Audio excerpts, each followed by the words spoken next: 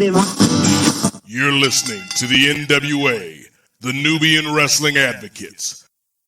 You are now about to witness the strength of street knowledge.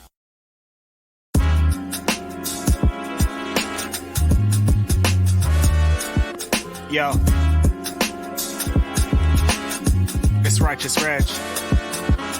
It's a case for the safe, keep a space for the Nubians.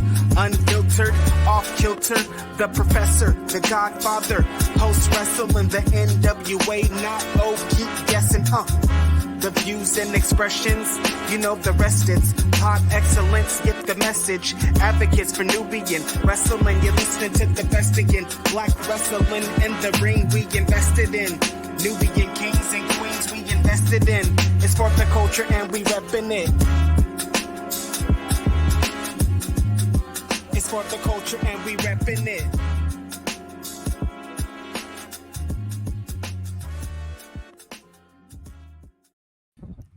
And welcome to the N.W.A. Podcast, the Nubian Wrestling Advocates, the show all about getting color in the professional wrestling business.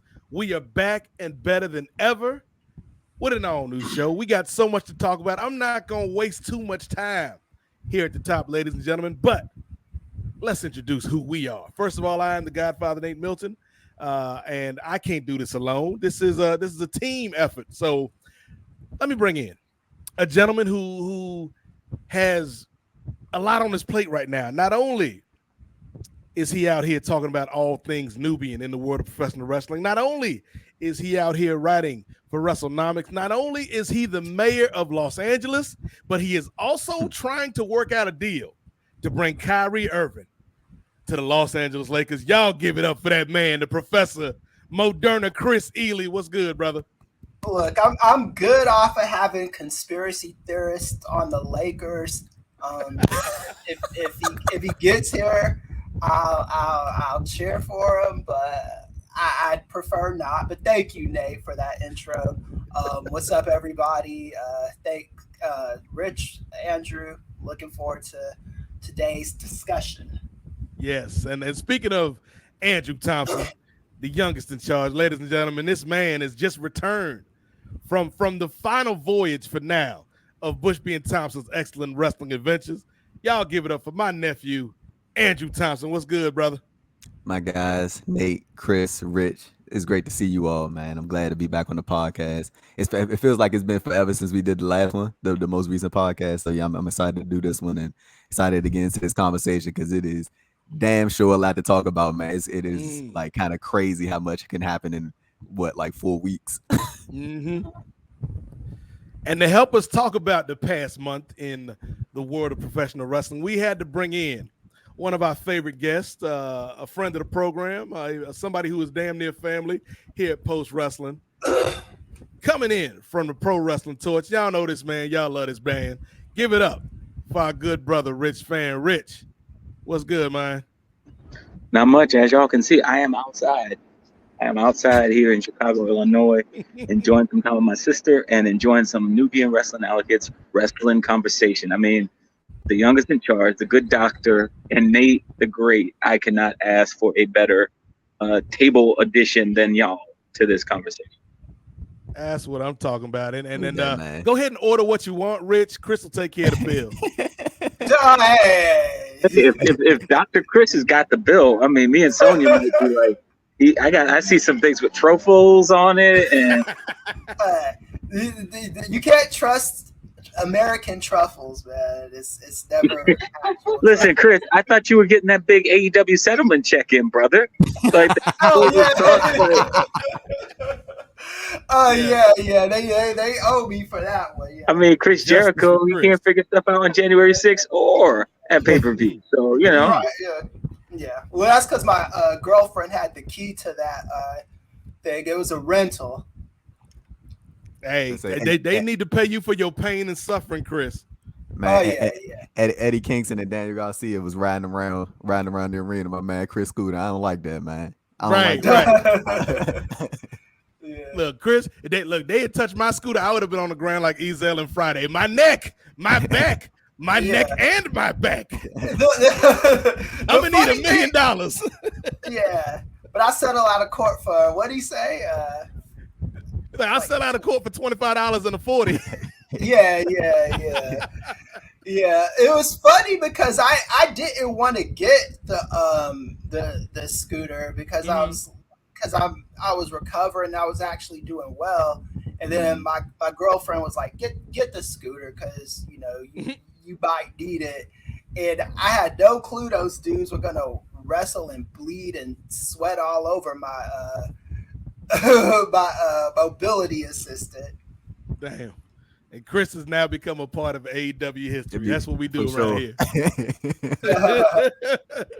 But yeah, we got a lot to talk about this week, and let's get right into it because the biggest story of the past month, maybe the biggest story of the year, revolves around one Vincent Kennedy McMahon. And here's the thing, Rich Fann, like I wasn't expecting when we brought the Nubian Wrestling Advocates back this month that our lead story would be revolving around a rich old white man. So, but here we are. So, Andrew, I guess we could turn it to you since you are the preeminent newsman, one of the preeminent newsmen in the game right now. Thoughts on Vince McMahon, and just kind of like let our audience know if they hadn't been paying attention, if they've been living under that proverbial rock, what's going on with your boy Vince out here. Man, so with this story, I think pretty much, Nick, I think it's safe to say that there's a great deal of people, man, that are pretty much aware of what's going on. But like you said, just in case, it was first reported by the Wall Street Journal that Vince McMahon is under investigation for misconduct within the workplace.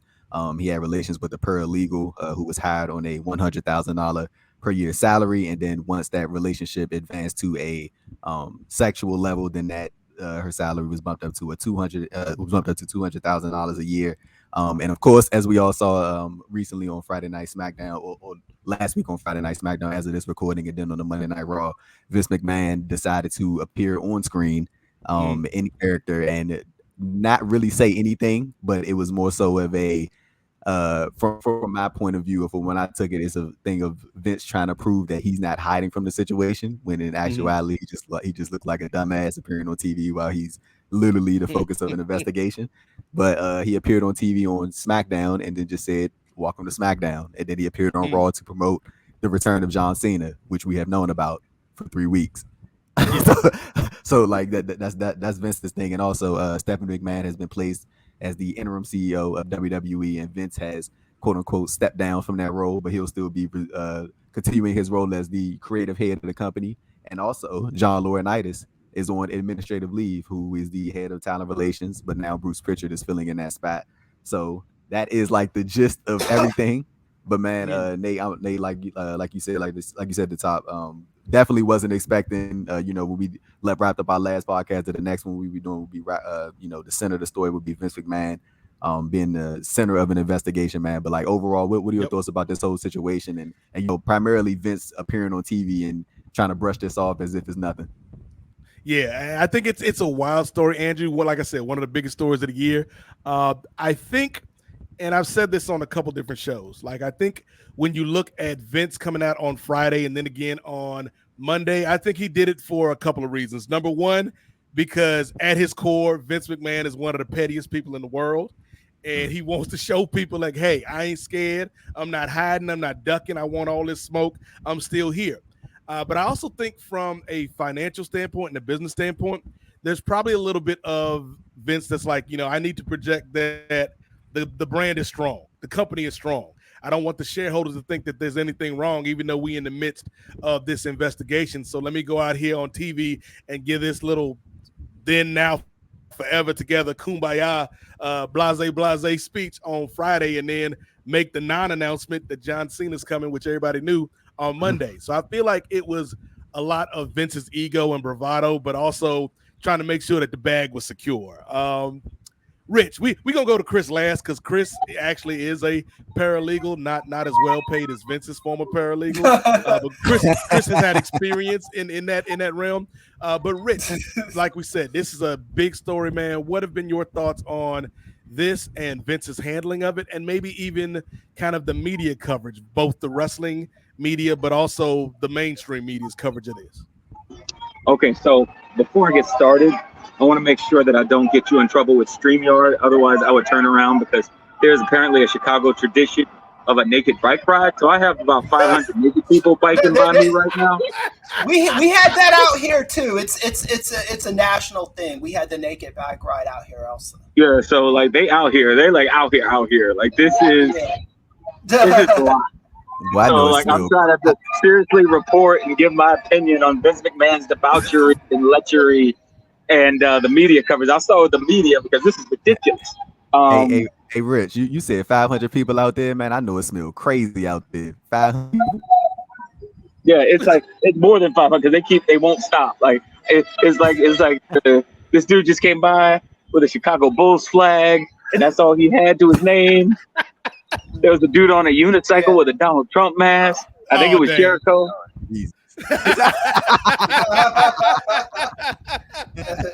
Yeah. So they do this every year. Yeah. That's what my sister told me. Like last time I came here a couple of years ago before the pandemic, and it was like the clothed version of the tour. And then I think I saw Great Ocon. When in Rome. But it's like it's not. This is like we are getting it. So for people watching on StreamYard, I'm so sorry. I don't want to get them in trouble and like just turn around and see this in insanity. But this is a lot. Yeah, we live, folks. We live. We live on tape, but we live. Yeah, I don't know what are your rules of StreamYard, because I'm not trying to get you kicked off the air, but if y'all want to see what I'm seeing. This is going to be on YouTube, so we don't want to mess with the monetization. Yeah, I ain't messing with post wrestling. I don't want Wade kicking me in the face.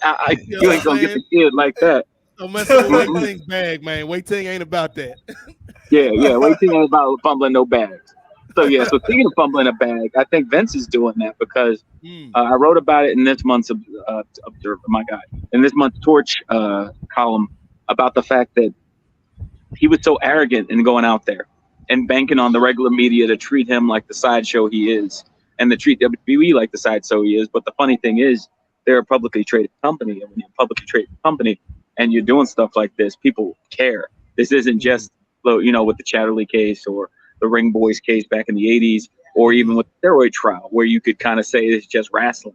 This is, sadly, you mentioned at the beginning, Nate, this is, corporate white dude doing corporate white dude stuff. And typically when that happens, you get got.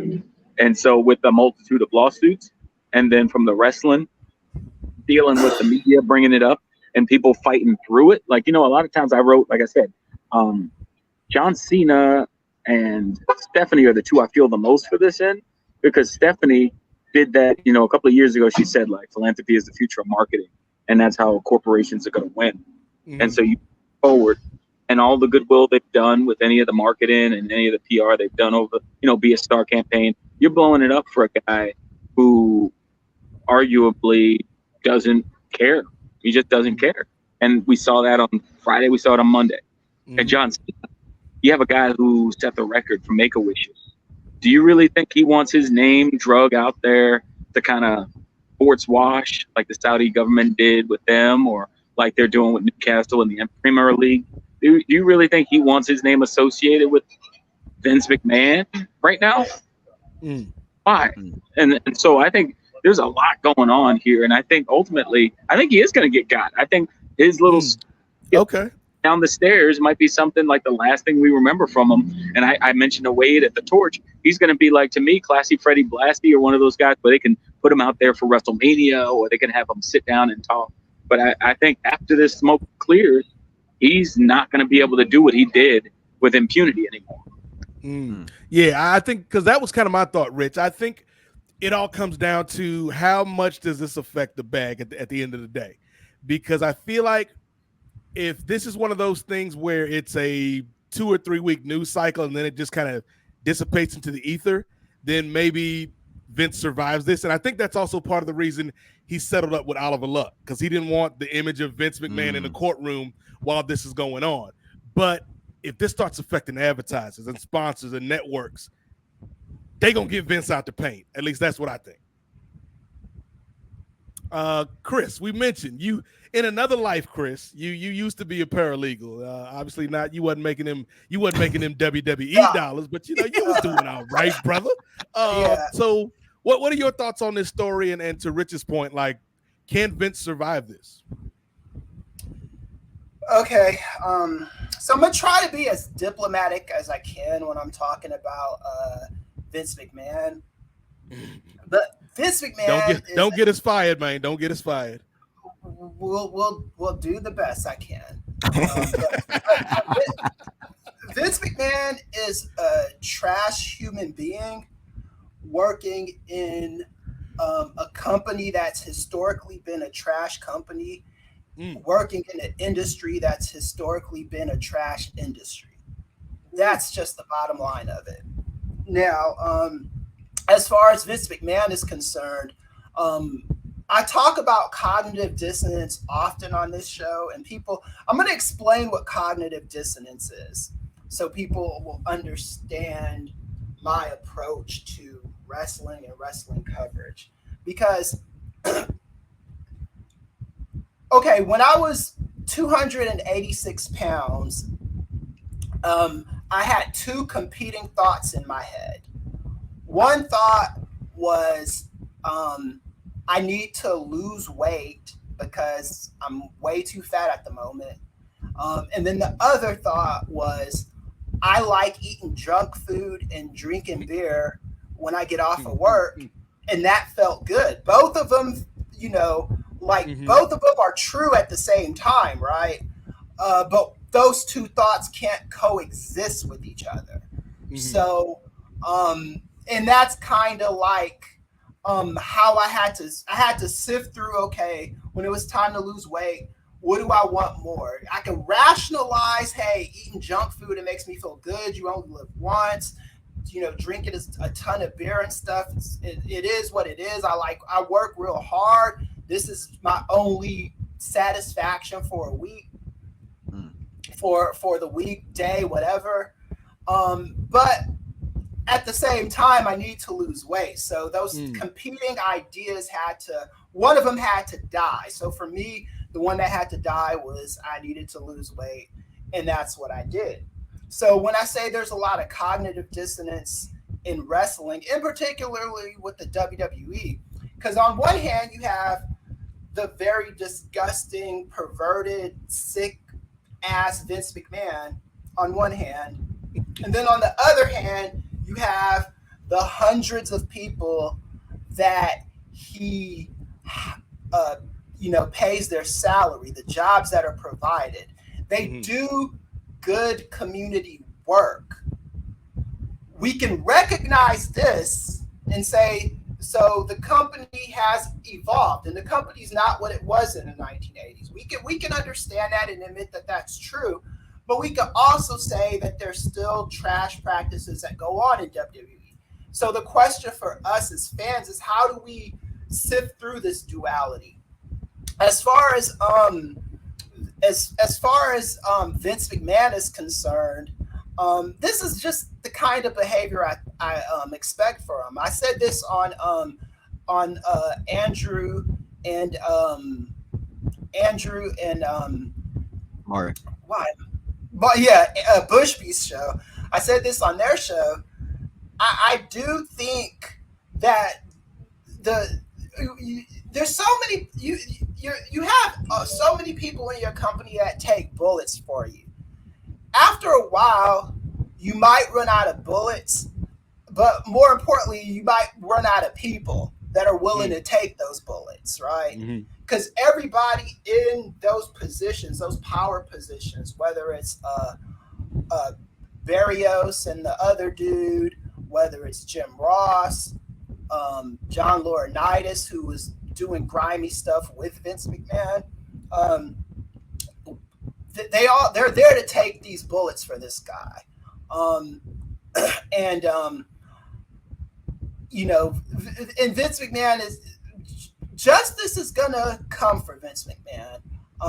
Whether that's, I don't know if he's gonna go to jail or anything. I don't know if it's gonna be that serious.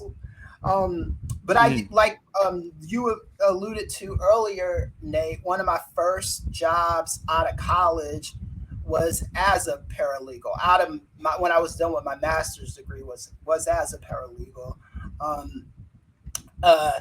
I think I said on Bushby and Thompson's show that I got 60. I think it was probably more like 40K a year. I hated it. I hated every minute of being a paralegal. It sucked. It's one of the worst jobs I've ever had. But I was getting like 40K a week. This woman was a good paralegal because they started her off at 100K. I was getting paid 40K a year, and they started her off at 100K a year, which is about right for a good paralegal.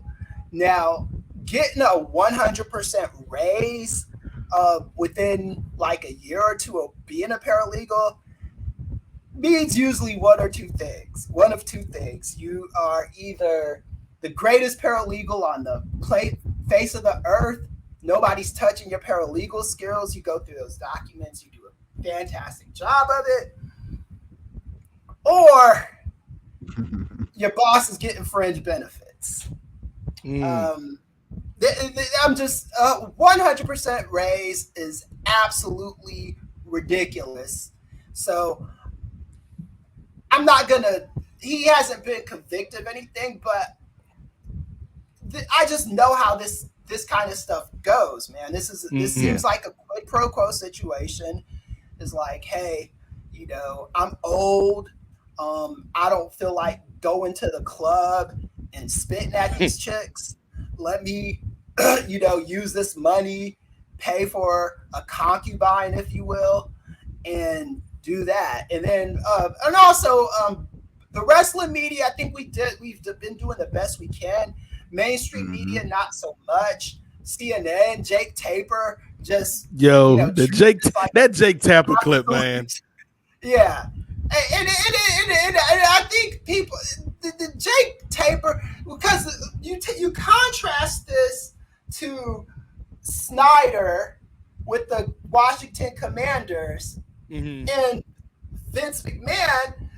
There's similar situations, but Snyder is going in front of Congress, and Vince McMahon is walking, doing the same thing he's been doing for, whatever. And who knows what kind of crap he's got going on behind the scenes, man. So yeah, I can't rock with Vince McMahon, and I don't mind covering WWE because somebody has to be a check on their excesses and on this kind of bullshit.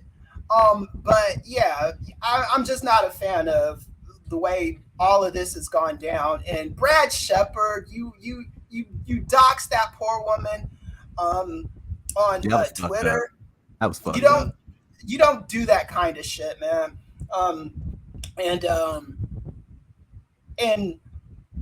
It's just messed up. And the fact that I'm not gonna. If she is as melanated as that picture suggests, it's just an extra layer of Vince's crap, and that's just my opinion. And they just to chime in on the piggyback off what Chris Ambridge said about this. I know Rich had mentioned that this could potentially be the thing that could put Vince out of power, like especially with that Oliver Luck lawsuit and him settling on that, and then you got all these different law firms just coming out the woodworks, man, investigating WWE. I feel like him, obviously he didn't appear on the most recent Friday Night SmackDown, but if he were to again, I really don't think that's going to do him any favors in that department into which Rich was referring to in terms of him even being in like the creative position. Like I don't know exactly. I'm assuming that the board of directors could remove him from that as well. But like you got the Scott and Scott attorneys and Lobaton's such a role law firm investigating the man. They investigating the directors and the officers within WWE and looking into everything. And it's just so many different law firms that's taking a look at what's going on right now based off their first initial Wall Street Journal report. So like you would think that one or somebody would be in Vince's ear telling him to bro, you need to sit your old ass down somewhere and like please stay out of the way. But like again, just to repeat what I said earlier, and I know we're all in agreement that this was like him appearing on TV is like that thing of like, hey, look at me, I'm not running from the situation. I'm right here, and everything's fine. Mhm. And you got that picture of him jumping off the steps and all that type of stuff. Like it's completely. Yeah. If we let's use that word unprofessional that they like to throw around. They like to throw around quite a few times over the past month, man. But yeah, like hey Kris, I wanted to actually ask you as somebody who's like sort of like tied into that field, when you see all the law firms investigating the ins and outs on top of the board of directors trying to conduct their own investigation, do you think there's like an end game to? But do you think there's like an end to all the law firms doing it, or do you think like it's like it'll be like a long shot before it like actually goes anywhere in terms of court wise, or do you think could like turn into like a legitimate thing, in the near future? It's a closer shot than it's ever been. I'll tell you that much. If it was a long shot a year ago, it ain't that much of a long shot now. Now, here's the thing with Vince McMahon had this woman sign an NDA. A non-disclosure agreement. That's typically what a lot of wrestlers have to sign with him when they part ways with this company. Basically, it's saying, okay, we won't trash you as a company on the way out the door, and you don't trash us either. Right. We go our separate ways. NDAs are a common thing. Sometimes they're just a necessary evil, especially if it was a contract situation. So I guess if I'm going to compare it to anything in media, Monique and Netflix. Monique had this. She sued Netflix because I guess she said they didn't give her a big offer. They were discriminating. This thing's been looming over Netflix's head for a while. We don't know what Netflix paid her off in the settlement, but Netflix wants this to go away because Monique this is gonna get annoying for him, right? So they pay him off. You don't say anything about us. We won't say anything about you. You can live your life. I can live your life. We can live our lives, and everybody wins or whatever. So we don't know if Monique got $1 million or $500,000 or what, but we just know that it's gone away. And that's typically how you want it to be. Now, when you add sexual harassment and things of that nature on top of it, then we're getting into unethical territory, right? Now we're getting into, and this goes beyond a simple business agreement. This goes beyond, you are in a supreme position of power in the company that you work for. You are a horny old dude, so you're gonna pay this woman $100,000 extra a year. I still can't get over that.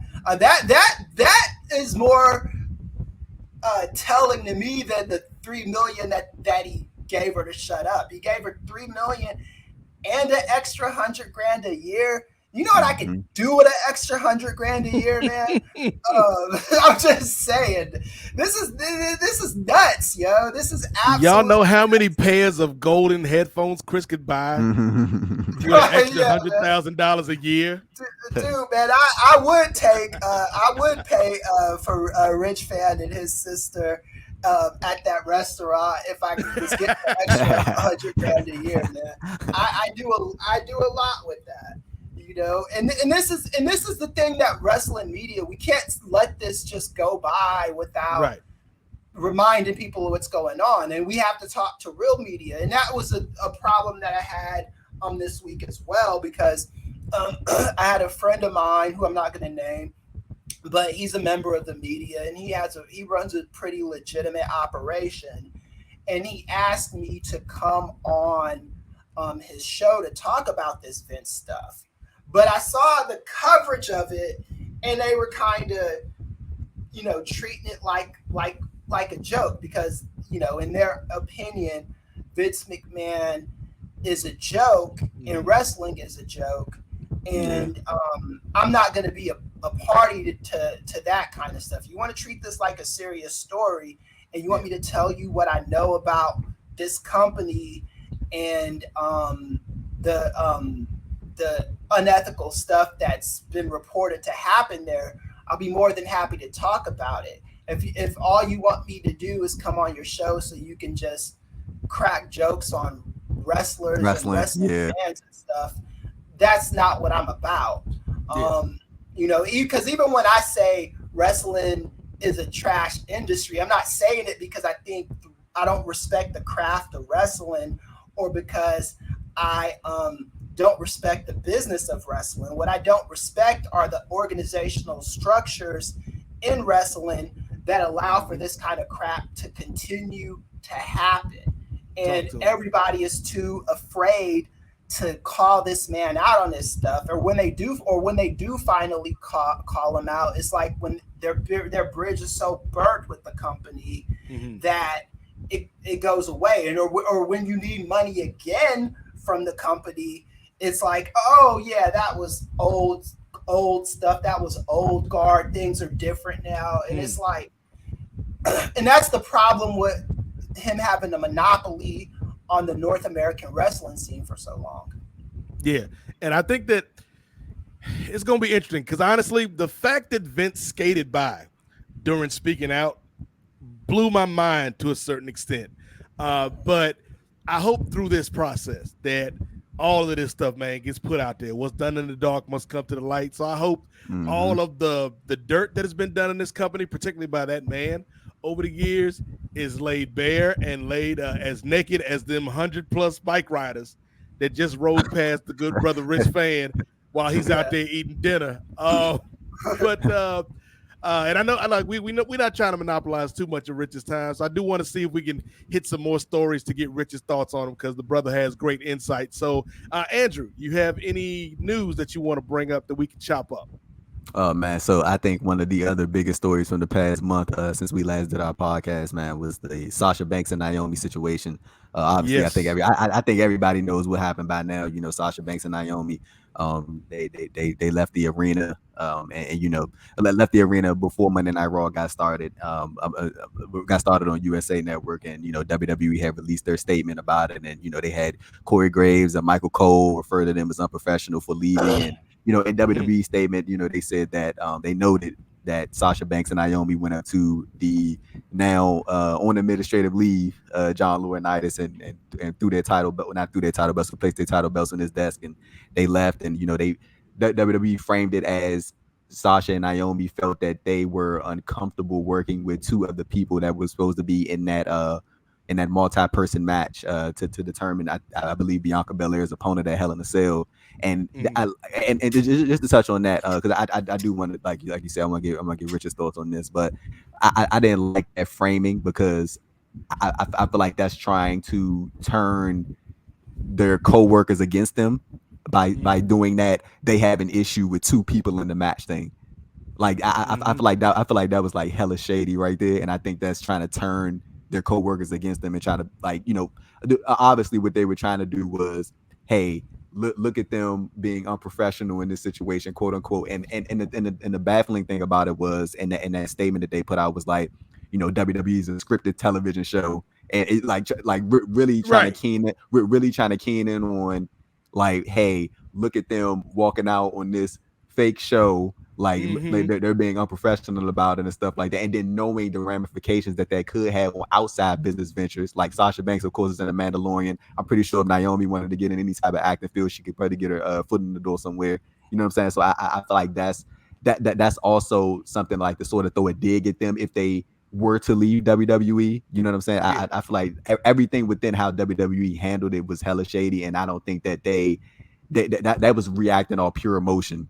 And I don't think anybody legit thought that whole situation through. Because I think any of us in any situation, I'm pretty sure if it was you, Nate, if it was you, Chris, if it was you, Rich, like if y'all were in that situation in terms of being the ones in power of the situation, I'm pretty sure you guys would have been like, okay, let's get through this taping first, let's get through this show first, and then let me hit up Sasha and Naomi after, let's talk the shit out, and then, you know, we'll figure it out from there.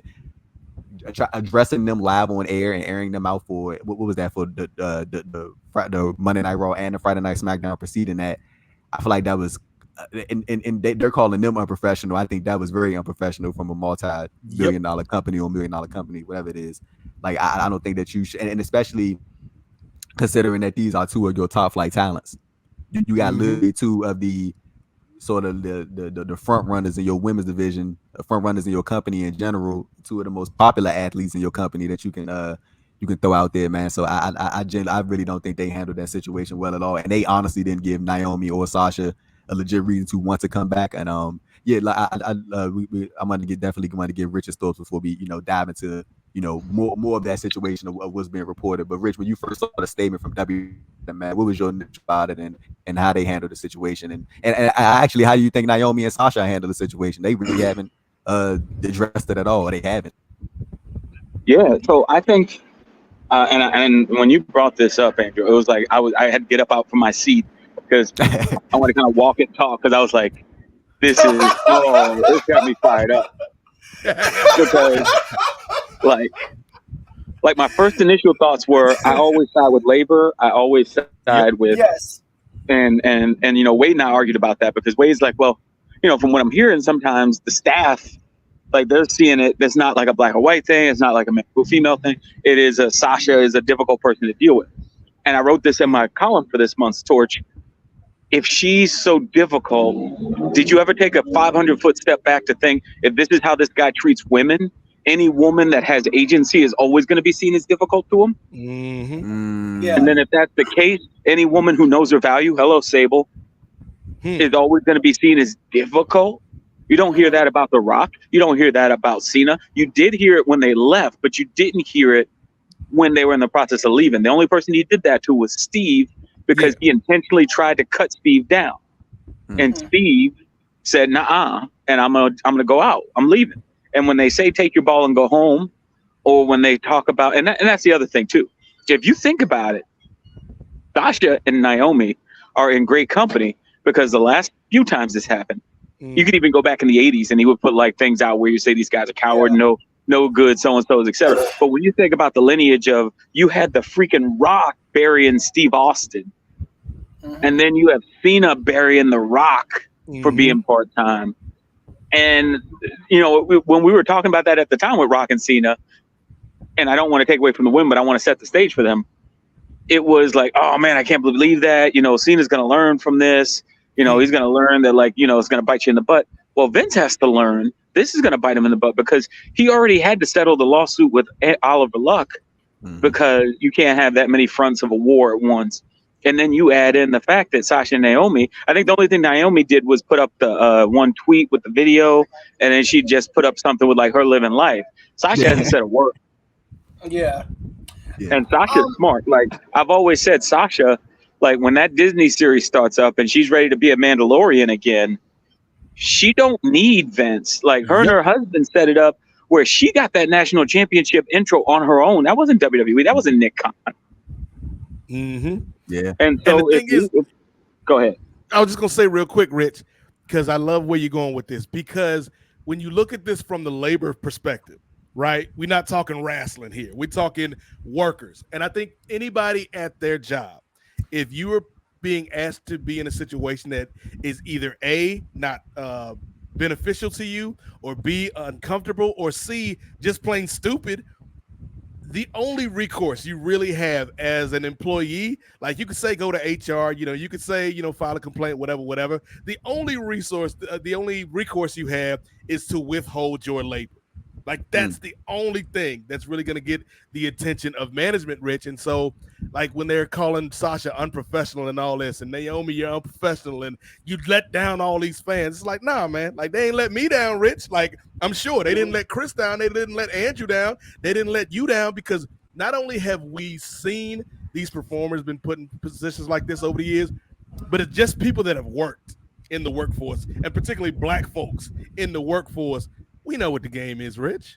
Hey, Rich, real quick before you jump back in, where was that unprofessional statement and sentiment when Becky Lynch and Charlotte Flair had that little thing before Survivor Series, when that whole segment went south, and they had that whole blow up? There was no unprofessional thing. There was none of that. But you decide to out these two individuals. You know what I'm saying? Like there have been plenty of instances where people have had these blow ups before, and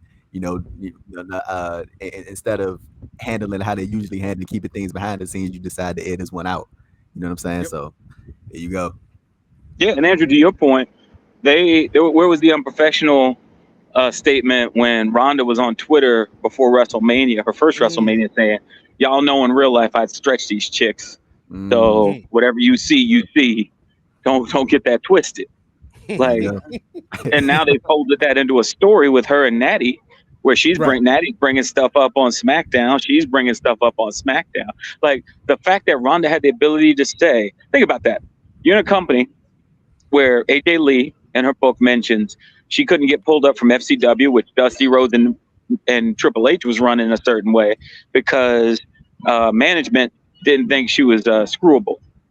And now you have Ronda Rousey saying that Natty, one of their stalwart wrestler, legacy people, mutilated her body to compete with an unrealistic narrative for her body. It's like, well, who provided that one? Let's play that. Let's play Matlock. Let's follow that thread. Who's the one who greenlit that? Who ordered the code red? Vince. Let's hear it. hey, Rich. To follow up on your point, do you think that them like really taking this approach with Sasha and Naomi is a thing of them being like, oh, two of our good soldiers, they don't want to be in the fight no more. They because like, you know, we seen the reports that came out that Naomi was supposed to face Bianca Belair at the Hell in a Cell pay-per-view, and Sasha was set to face Ronda Rousey at the Hell in a Cell pay-per-view, and both of them were going to lose while they were tag team champions. Do you think it has something to do with, oh, hey, look, two of our good soldiers, the ones who always we can depend on, they don't want to do it anymore, so we got to flip the switch on them? No, I think it was also like people like, okay, I thought it was them getting annoyed at employees who were put in an untenable situation. If you tell me I'm going to be given a tag title and make it work, and then you follow that up with, oh, we're going to give you these throwaway single match losses. Like, that ain't what they're doing right now with Asuka and Becky. It's far more complex and far more helpful for both of those women than what they were going to plan for those two, the rich with Naomi and Sasha. And so I think it's a message like, hey, go along, get along, but then also eat what you fed.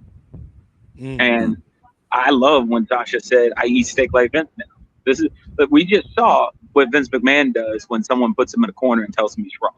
So why should if his employees think they're at that level, why should they behave the same?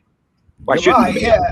I think I wrote about this on WrestleNomics on my first article. What it is the difference between Sasha and Naomi versus whatever bullcrap Charlotte and what's Becky her Lynch. name? Becky Lynch had is Sasha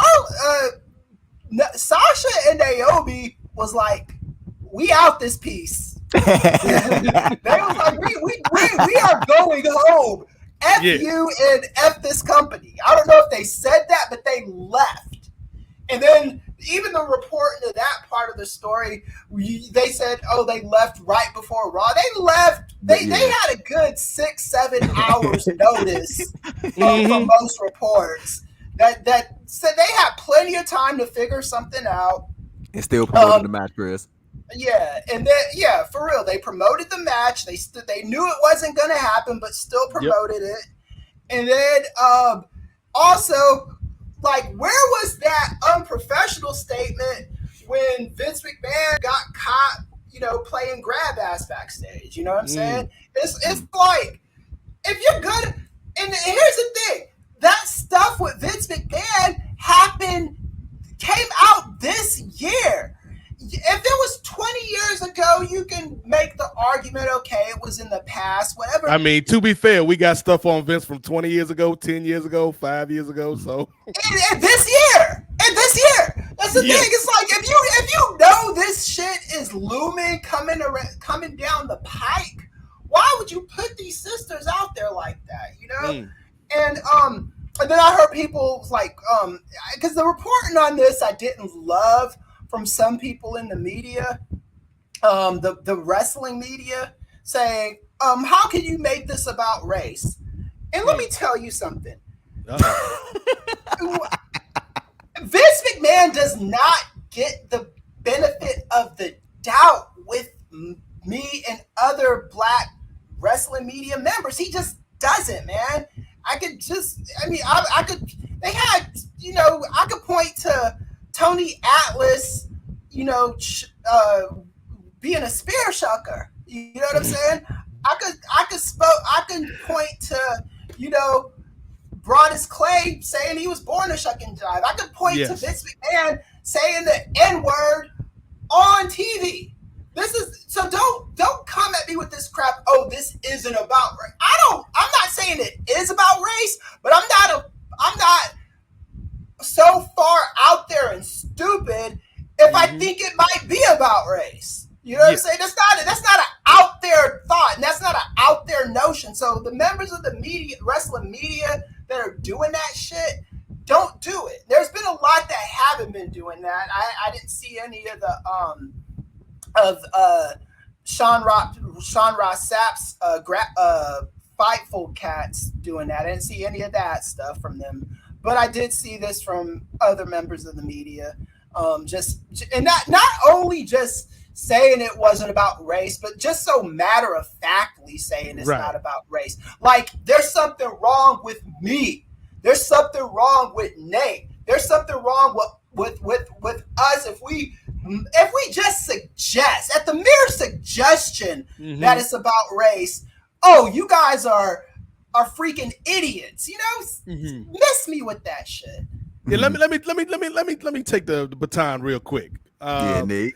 Nate. And let me matter of fact, let me go full screen on this for anybody watching the video. So, whenever people say it's not about race, or why you bringing race into this, or blase, here's the thing about race and America. And last time I checked, Rich Fann, the WWE was a company that was based in America. The thing about race in America is look at a cake. Cake got eggs, flour, sugar, vanilla extract, frosting, all sorts of good things in the cake. Saying issues in America and like why you bringing race into it is like looking at that cake, Rich Fann, and saying, why you talking about flour, man? This ain't got nothing to do with flour. Flour is baked into the crust. It's woven into the fabric of that thing. So when you look at America, yes, this might not be explicitly or specifically about race, but you can't just dismiss that does not play a factor, particularly when you're talking about two Black women standing up for themselves in the workplace.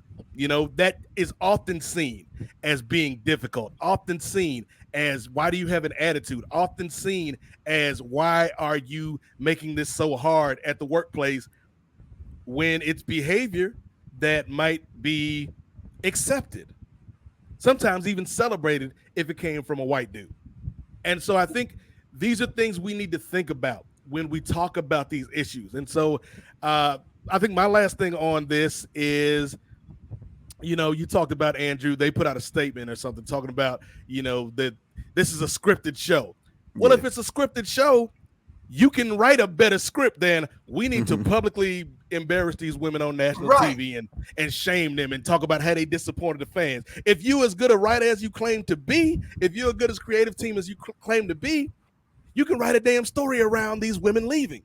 And you know what? When they come back, that story's going to be even bigger. But you didn't want to do that because you had to make an example out of these women on live TV.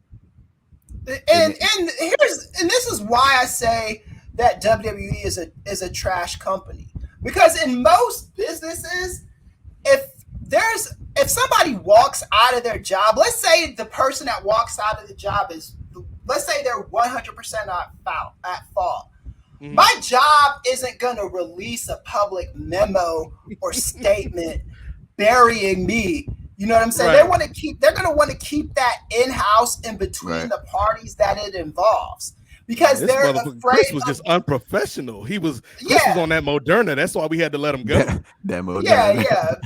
And the reason why they don't do that, because you risk a lawsuit when you do that kind of stuff. That is what they did was actually libel because it was written. If it was spoken, it was slander. And then they slandered them too on commentary with Corey Graves, because nobody in that company has the autonomy to tell Vince McMahon to F off. And this is this is what I love about Sasha and Naomi. Also, and there's so many layers to this too. Sasha and yeah, exactly. Like one of my favorite quotes comes from the great author Alice Walker, which I wrote about in WrestleNomics. Is the easiest way for people to lose power is by not believing that they have power to begin with, right? There's an AEW that exists now. There's the Mandalorian that Sasha was on. She's getting calls and offers. She's starting to realize, okay, the wrestling industry isn't what it was when I first signed for this company in 2013, whatever it was. You know what I'm saying? The wrestling industry has changed, and it's to the benefit of the workers. Now, not everybody can go, and I think a lot of reason why the wrestlers were mad at those two is because not everybody can do what they did and still have a job. Sasha Banks still hasn't been released yet. You know what I'm saying? And the reason why is because they're trying to figure something out. I'm sure she's going to get released. I'm sure Naomi's going to get released also. But they're not. And this BS notion that these women are actors is stupid. It's dumb. Wrestlers are not actors. And I'll tell you the main reason why wrestlers are not actors is the fact that we're referring to these women as Naomi and Sasha Banks and not as Trinity Fatu or Mercedes Vernado shows you that wrestlers are not actors, because when Sly Stallone does a Rocky movie, when he goes on the interview circuit, he's Sylvester Stallone. He's not Rocky Balboa. Hi, this is Jake Tapper. Stallone. Jake Tapper here with Rocky Balboa. Yeah, tell us about how you trained Adonis Creed. Right, yeah. These WWE performers are expected. They take these slave names when they sign to the roster. Unless you are just somebody, unless you signed with the company when they weren't giving out slave names like Shelton Benjamin, or if you are a big enough name to tell them to F their slave name. You sign these names, and then you go on all these talk shows. You go on Fallon, you go on Kimmel, you go on all these shows, and you're expected to be Sasha Banks, Roman Reigns, Naomi. This is who you're expected to be. You never get to strip yourself of that persona unless you're out chilling with friends and stuff like that. So these wrestlers are not actors. They are on the clock theoretically 24/7. Working for WWE, it gets taxing on people. Like that's even when I explain to people when I do diversity training and stuff like that. When you clock into work, is the minute you wake up in the morning and you get ready, you take a shower, you brush your teeth, you hop in the car, and you drive however far it takes you to get to work. All of that is part of that job. You don't get paid for that stuff, but it's all part of that job. Imagine having to be this character all the time and then being told by your stupid ass boss that, oh, you are an actor and a performer. We just own your name that we expect you to tell everybody in the fucking media this is who you are. WWE is full of shit. That's all I got. Well, real quick before we let Andrew pick up on that, we gotta say goodbye to our special guest this week, that man Rich Fann. Rich, we appreciate you, brother. Yes, sir. You always do good work at the Torch. Any final words before we let you go? Yeah, as always, guys, it was a pleasure. I apologize, out with family and the battery's low, so I didn't want to be like that guy, but I also don't want to be like that guy. I think this is a good conversation that needs to happen. And I think one of the other ones I think you guys are already going to talk about is, when QT Marshall gets on a pay-per-view, I'm going to need to see Ricky Starks. I'm going to need to see Powerhouse, or I'm going to have a problem with that. As always, thank you for your time. If you want to follow me, I'm on Twitter at Rich_Fann, FANN. As always, find me at the Torch. You can find me whenever Nate puts up the fan signal. I'm happy to oblige. And whenever Brother WH does the same, I'm happy to do a little cartwheel and hop over that forbidden fence and hop over here with Postland. So all three of you guys inspire me and are very, very, very dear to me in terms of the work y'all do and the fact that I can look for folks that look like me when I'm in these situations. So hope y'all enjoy this weekend, and it's always a pleasure for being on. Yes, we appreciate you, Rich. Always glad for the time. And stay with us for one more second, because I was going to save this for later, but I know you headed out the door. So I'm gonna give you this real quick right before you go, brother. All right.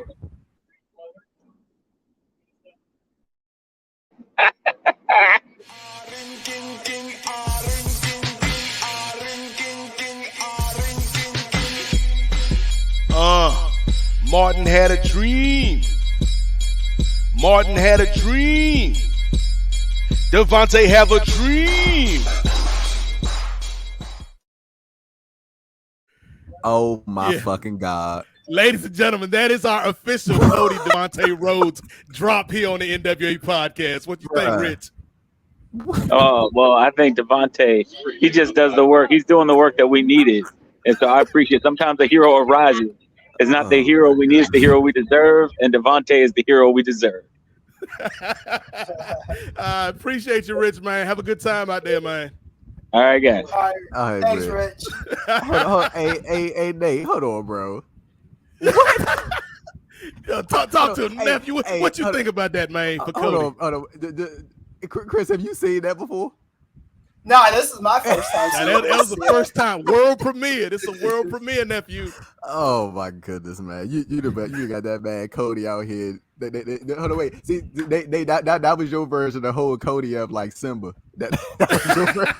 I hold Cody up above the mountain rock. Hey man, I give you that one, Nate. That was funny. I was not expecting that. Kudos to brother Nate, man, on the production value right there. He had this man Cody. Hey Nate, Nate, Chris, I swear that picture of Cody standing in between MLK and Malcolm geeks me every time, bro. I swear, it kills me every time, man. But like going back to the Sasha Naomi thing, man, to what Chris actually said, there has been multiple reports about it. Just to state the sources, Wrestling Inc. They were first on the story and reported that Sasha Banks had been granted her release for the company. FOW Online added in another report and said that Sasha's lawyers were working on the situation. And then when it came from the Fightful front, it's a lot of well-connected people saying Sasha had been released from the company, but it has not been confirmed by WWE themselves, and they have not, confirmed anything to any media members or anything like that. So it just seems like a thing of like, we're just gonna have to wait and see in terms of Sasha. There really hasn't been anything on the Naomi front, and I think that's very, very interesting. Maybe it's just because, maybe Naomi's party is maybe just a little bit more close to the vest type thing, or however that works out. But Chris, I wanted to go to you and then kick it over to you, Nate. But when you're looking at the potential, and we just speaking hypothetically here, but if Sasha is to get her release from WWE, like the options that are out there for her, obviously AEW being one that I don't know why people I see people try to deny that as being an option. I'm like, dude, Sasha literally flew to Japan on her own dime to go train at the Sendai Girls Dojo with Meiko Satomura while she was under contract at WWE, just for the fuck of it. She loves professional wrestling, bro. She legitimately loves it. So I doubt, there's no doubt in my mind for a second that if she were to get released, that there would be some type of conversation between her and Tony Khan. But Chris, when you're looking at the potential options for Sasha Banks, man, of course we've seen her on the Kevin Hart the thing she got going on, of course, the Mandalorian college football opener. The sky's the limit for her, bro, on top of what she could do in wrestling post WWE. Yeah, she was on Hot Ones. She was on, taking that ice bath and whatnot. She's got famous cousins, Ray J. my boy Ray J. That versus was some ass, Chris. I'm not gonna. Hey, Ray J, I'm not gonna give you any slander. Andrew, hold on, Chris. I'm gonna say what you ain't trying to say, but look, Andrew, we trying to get this Raycon. Raycon money, man. We trying to get this sponsorship, my dog. Don't mess up the bag, nephew. And honestly, real talk before we get back on subject, Ray J is that stuff that he does on TV is an act. I met that guy. He is one of the nicest dudes I've met in the industry, and that's real talk. He was cordial. He was talking to me. He wasn't rushing me off and stuff like that. So I'm convinced that all the nonsense he does on TV is an act. I'd chill on the meeting with Trump stuff if I was him, but hey, if you're trying to get to the bag, I'm not gonna bash you or whatever. But yeah, man. And also I gotta say this too about the Sasha and Naomi stuff. First of all, if they get released, they're going to AEW because it just is what it is. There's an AEW to go to, so they're going to go there unless Sasha is just getting offers, and that wouldn't surprise me either. But we gotta, and this is one of the things that I've seen from a lot of white wrestling media saying bullshit like, "Oh, Sasha was the one that manipulated Naomi." Naomi is a grown ass woman. Hey, Chris, go ahead. Real quick, just to chime in on that. I'm so glad you mentioned that, but I want you to continue your point. That whole thing surprisingly started with when Arya and Andrew did an interview, and she alluded to Naomi being manipulated by Sasha. But I don't know if she was trying to be an in character thing, or that was her trying to I don't know where her angle was with that, but it was real weird, the way she sort of framed that whole thing. You're talking about Ariane. Yeah, Cameron. Yeah. I know her as Ariane from Cal State, so that's how I met her as. But I didn't appreciate that either. But yeah, it could be a in character thing. No, but Naomi, I think she's got enough autonomy to not do anything that she didn't want to do. If she thought, hey, Sasha, you're tripping, I'm not walking out with you, she would have stayed behind. Right. You know what I'm saying?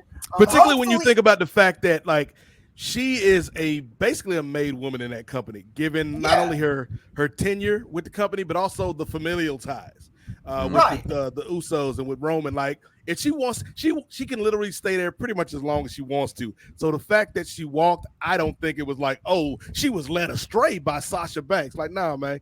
Eventually, at every job, and again, bringing it back to jobs, Andrew, at any workplace, no matter how long you've been there or who you got connections with in the company, man, if the company's not doing right by you, you have no obligation to stay there if you don't want to stay there. Right. And just to swing it back over to Chris' point, and so he can finish what he was saying, but Naomi a grown ass woman, dog. You know what I'm saying? I think it's that simple. Yeah, don't try to villainize one of these sisters so you can for clicks and likes and subscriptions to your newsletter or your website or whatever. That's just not it.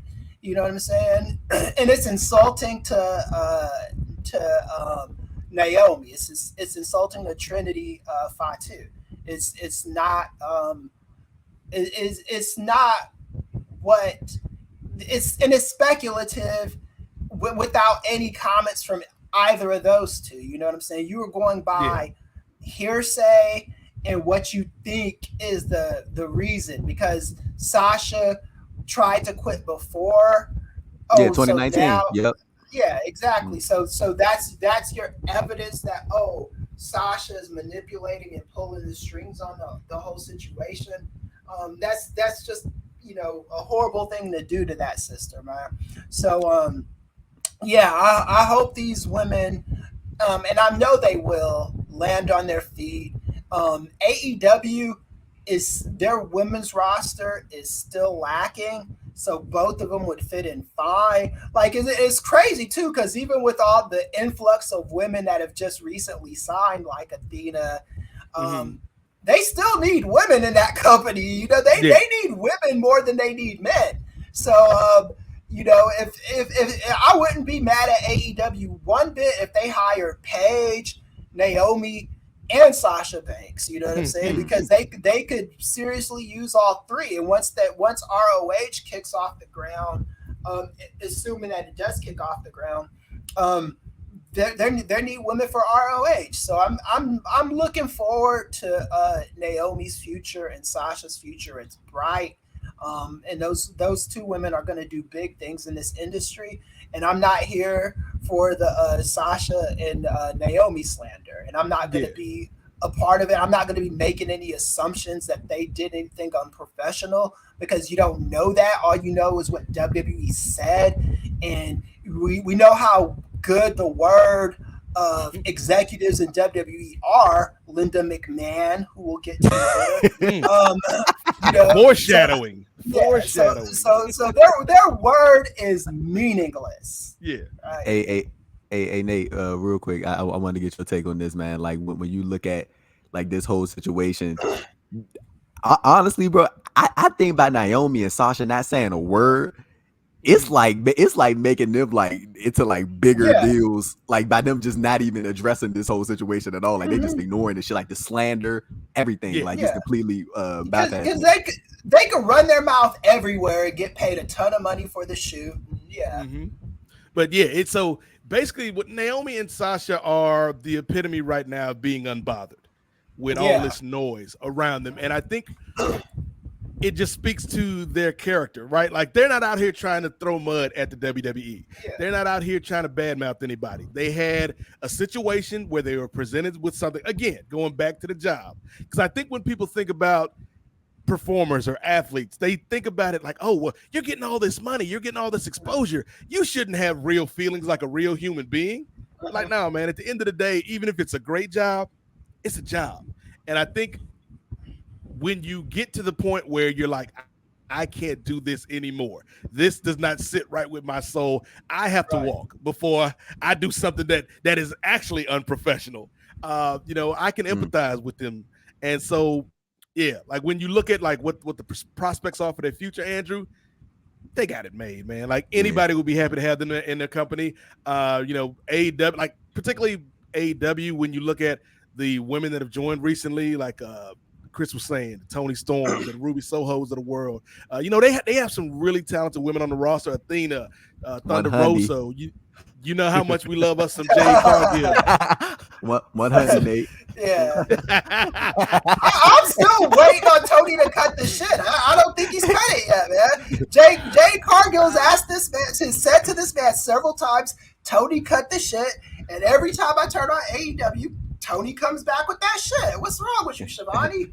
Because man, Tony knows. Tony likes it. Tony you know what I'm saying? I was about to go somewhere off track, and I'm bringing myself back, Leo. I'm reining myself back in. But I think with Sasha Banks in particular, with the good sister Mercedes, like that is a star, Andrew, a capital STAR star. Oh yeah, right. And she is almost to the point where she doesn't need wrestling as much as wrestling needs her, in the sense of, yes, I'm sure she loves it, man. But if it don't love you back, then she's got other things she could do. Whether you're talking about movies or TV shows, like she is somebody who is going to be in demand because of who she is. And so I would love to see her show up in AEW. But like maybe she wants to take a break. Like maybe she want to take a break from all this and just focus on some other things. That's cool too. Like whatever makes those two happy, I'm happy for them. But I want to pivot real quick though, Andrew, because there's something that made me happy that I don't know if it's gonna make Chris happy. See, Gangstar back in the day, you know what I'm saying? It may be a little bit of an education for your nephew. Gangstar had a song called Mass Appeal. And the hook of the song was money growing like grass with the mass appeal. And speaking of money, Chris, we got a show coming up in the WWE called Money in the Bank. And only thing I'm going to say to you, Chris, and I'm going to let you take it from here, money growing like grass with Omos appeal, because this brother is in Money in the Bank. What you got to say about that, Professor Dr. Kris Ealy? Look, man, get your money, brother.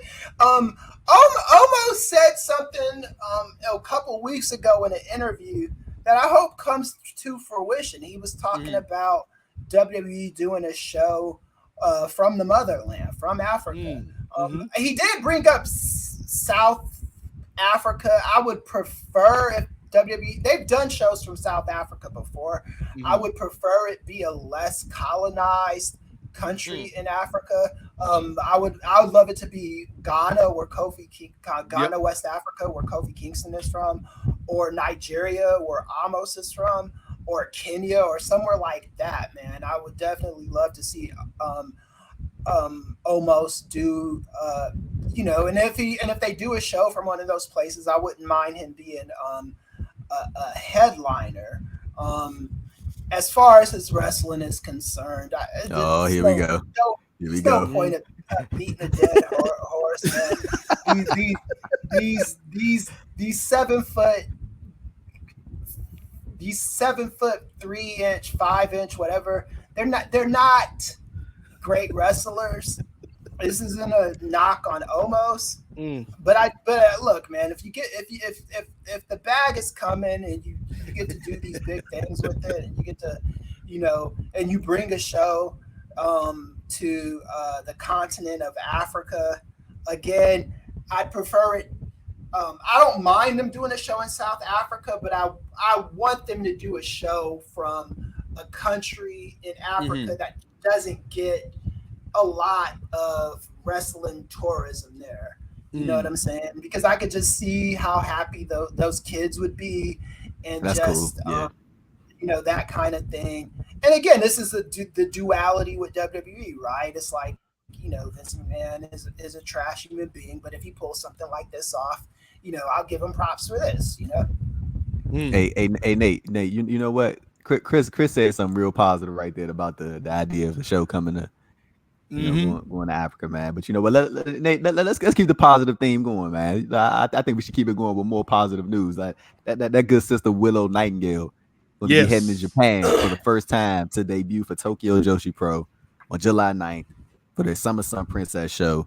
Willow literally, I think the day before or the day of that she got that the news became public that she was going to Tokyo Joshi Pro. I think that was when she had her TBS championship match for Rampage at the Dynamite taping, man. And Willow has done some amazing things. Like I don't think I think I had saw this tweet. I really wish I would have found out who tweeted it, but credit to this individual who pointed this out.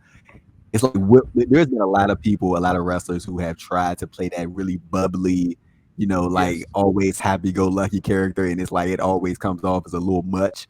But Willow has somehow found a way to make this thing just work, and it completely fits her persona. And for at this point, I'm even questioning if it is a persona at this point. Like maybe she just is like that in person, like this bubbly person. So I think it's real cool, man, to see Willow making all these different strides. Like, of course, she had the ROH Women's World Championship match against Mercedes Martinez back at Supercard of Honor. Been on AEW TV quite a few times. Had the thing with Stokely Hathaway on AEW TV, of course. And, now she's making her way to Tokyo Joshi Pro, doing some great things on the independents as well. So, yeah, that definitely, Nate, real quick, just had to shout out that good sister, Willow Nightingale, man. She's doing some amazing, amazing work right now. So good luck on your Tokyo Joshi Pro debut. And that is also the same card that Thunder Rosa is going to be on as well. So, yeah, it's going to be might be one you got to tune into, man. So yeah, definitely shout out to Willow Nightingale. Had to show her some love on the show, man. But most definitely. Like, because I real quick on Willow. Like Willow is somebody who I've been watching for a minute, right? Like through Shimmer and some of these other promotions on the indie, and it's like like she's got it, man. She's got the look. She can work. Like she's like you said, Andrew, that personality that doesn't feel like an act. Like even if it is, it doesn't feel like it's an act. So I'm. Again, like when you have more companies and more places for these performers, particularly performers of color, to get bookings, man, it's just a good thing for everybody. So, again, Willow was somebody we always going to support here on the program. So it's good to see these doors starting to open up for her. Yeah, 100%, man. Yeah, because I think that Willow is in the perfect place right now. I loved her in MLW. She did have a stand in MLW. Yep, you're right, Chris. I forgot about that. Yeah, that was where I first discovered her at. That was where I first, saw her, and I was like, oh, this woman is cool. Willow is the kind of woman where if I was in college, I'd be trying to sneak in her DMs. You know what I'm saying? It's just that simple. Because like that's the thing. Because I think WWE doesn't understand the importance of having around the way girls on their roster. You know what I'm saying? Because I think the brothers I know, we don't hate on a woman that's a size 2, but we don't mind a woman being like a size 6 and stuff like that. You know what I'm saying? We like women, like LL Cool J said in that song, man. You know what I'm saying? We like, because I think it brings out the human side of these people. You know what I'm saying? Well, everybody's not cookie cutter. Yeah, exactly.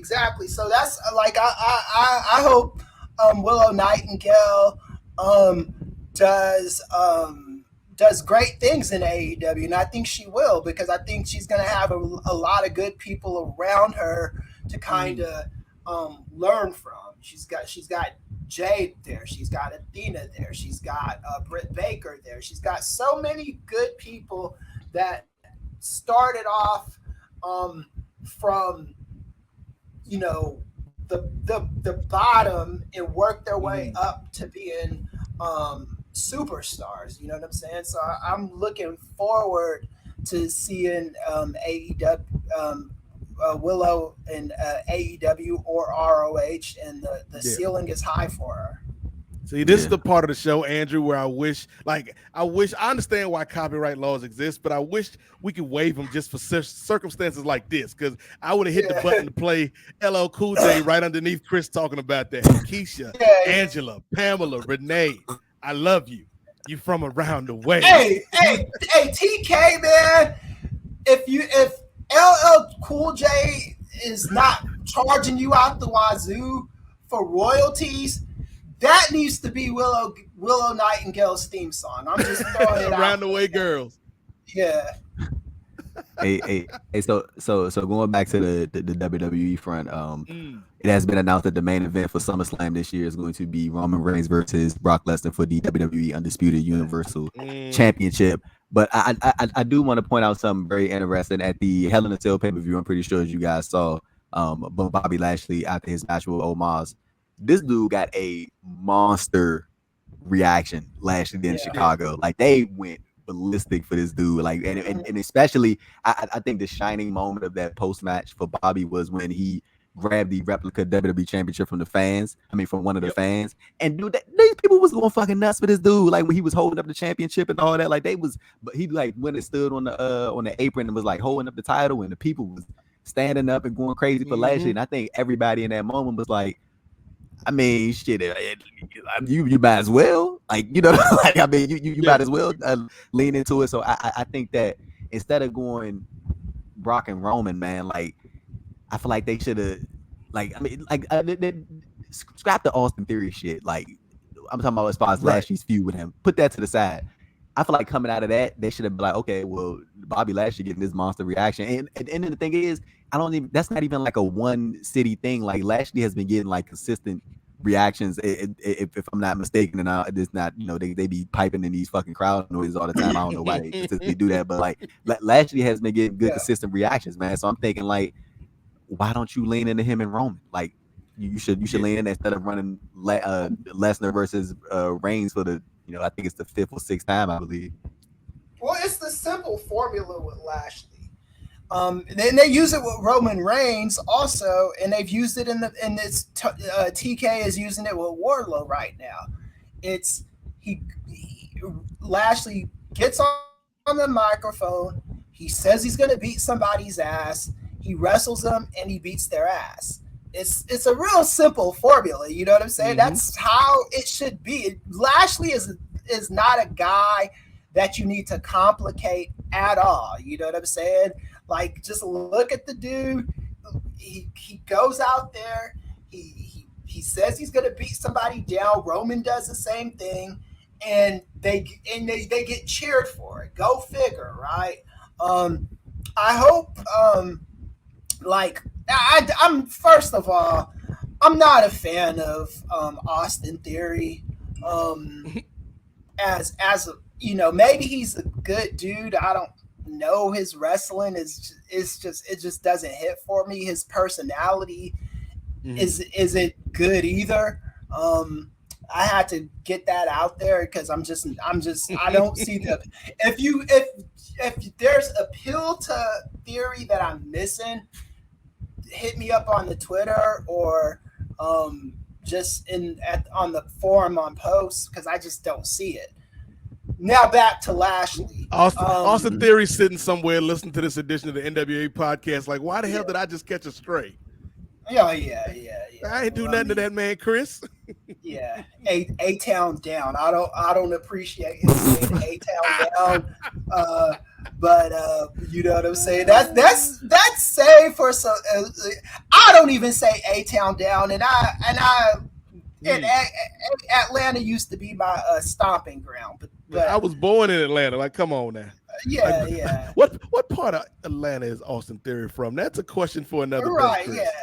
I don't even think he's from Atlanta. He might be from like Douglasville or something that's like right next to Atlanta, but not quite not quite Atlanta. Because Atlanta has a lot. It's like LA in a sense, right? It's got a lot of adjacent cities that aren't quite LA. Chris, he from McDonough, Georgia. McDonough, yeah. So it's I get it. But I'm just, anyway,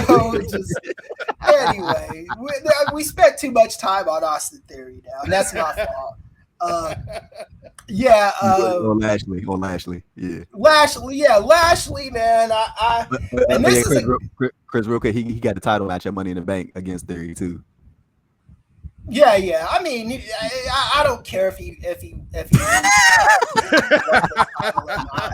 I mean, if he wins it, great, I guess. But I mean, if they screw him out of that title. Hey, Chris, you might know what's about to be so funny about that is that Lashley is probably gonna get this U.S. title win, right?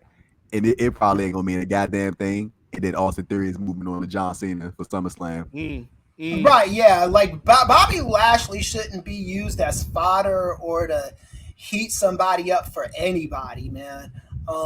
That would just be bogus. And if Cena's coming back to WWE to job to freaking Austin Theory, he is. John Cena gonna be walking out that door like Sasha and Naomi. Yeah, man. Come on, Cena, man. You are better than this, my dude. You peacemaker, my guy. Yeah, seriously. You're a whole superhero. Yeah, man. Seriously, just don't do that, dog. It's just, but yeah, man. Lashley, though, man, that dude again. He's a beast. He comes out there. He does what he says he's going to do. He's proven that he doesn't necessarily need MVP. You know what I'm saying? That's facts. I don't think Lashley got enough credit for that duo. I heard people saying, "Oh, it's MVP just talking." Lashley did his part. You know what I'm saying? He played his role and he played it well. You know, he legitimized MVP just as much as MVP legitimized him. It was a symbiotic relationship. That's facts. That's facts, Chris. Hey, Nate, Chris talking that talk. He talking that talk. See, it's why y'all gotta watch this show, man. Y'all gotta listen to this show, man, because you don't get this type of coverage, this type of commentary anywhere else. And I agree with Chris, man. Like when we went off the air on SmackDown the other night, and it was Roman and Brock again, man. I'm like, come on, Vince. Yeah. Come on, baby. This ain't the formula. Like, this ain't the recipe. When you had Bobby Lashley right there, like ready. Like, I'm not saying Bobby had to beat Roman, but it's a fresh matchup. Fresh, bro. Yeah. It's a fresh matchup, and you can believe Bobby as a credible threat. I'm gonna go ahead and give something to Vince that I never give him, which is the benefit of the doubt. Shit. And I think they might be saving Lashley for something else, and maybe they don't want to do that match. Because I mean, even if you weren't going to do Lashley and Reigns, I would have been cool with Lashley and Goldberg. I would have been, or Reigns and Goldberg. I would have been perfectly fine with Reigns squashing Goldberg, and then they move on and do the Lashley match whenever they feel like they want to do it. I think Lashley is kind of in this weird holding pattern where they don't want to job him to anybody, but they don't want him with. They put themselves in a corner giving Roman Reigns both of those titles, and I just don't think they know how to get out of it at the moment. No, and the thing with it's also telling that your view from the company's perspective of who's a money match. It's got to be Brock, it's got to be Goldberg, it's got to be Cena. Ain't none of them dudes on the active roster last time I checked, Andrew Thompson. Man, you have not built up your own roster well enough. And this isn't a new thing. We've seen this like the last 5-10 years in this company where you haven't built up your homegrown people enough so that they don't feel special. Even somebody as great as Bobby Lashley, you don't think from a company perspective, oh, he's not box office. It's because you hadn't made the dude box office. Right. Go ahead, Andrew. Sorry. No. I was actually about to make this point, and I was going to kick it over to you, Chris. We literally talked about this on the last Bush and Thompson when we was like, I think WWE is starting to feel the effects of releasing all these people over the past several years. Right. Yeah, and I was about to repeat something that I said on your show, which is that everybody clown that man TK for stockpiling and signing all of these wrestlers. Mm-hmm. TK is going through a rash of injuries in AEW at the moment, Danielson. and he's got wrestlers to easily insert in those places. WWE does not have that. You know what I'm saying? So I do think there was a method to TK's madness by having all this talent, because you can easily, like, Moxley. CM Punk is injured. Who do we put in this position? Moxley just came back from a stint in rehab, and he's not married to anybody at the moment. Let's put him in this position. You know what I'm saying? Like, they've got a system in AEW that I think works for them. I think there's going to be tweaks and, like, like shaving off the edges and stuff like that to their system. But I do think Tony Khan is a guy that knows what he's doing. And Vince McMahon is a guy that used to know what he's doing, but they've got nobody. Cody gets injured and they have no clue what to do. Randy Orton gets injured. They got no clue what to do. My girl Rhea Ripley gets injured. They don't know what to do. They don't have people you can insert in these positions, and AEW does. Yeah. Hey, Nate and Chris, real quick before we I had one more news story in the docket, but I did want to go over to the. I'm glad Chris actually put this tweet up. Go check out my man at KMEZ does it on his Twitter account. He actually put up a tweet so people can submit questions that they wanted answered during the show. And of course, we got the upcoming Forbidden Door show coming up on September. September. Jesus Christ, June 26th, featuring talent from New Japan Pro Wrestling and All Elite Wrestling. Nate and Chris, I'm gonna go to you first. I'm gonna kick it over to you, Chris. This is from the God Poe at the God Poe on Twitter. He asked, "Do you guys shout out to Poe? Yeah, are you guys? Are you guys expecting any surprises for Forbidden Door?" I am expecting at least one surprise. I'm thinking Gargano or Claudio.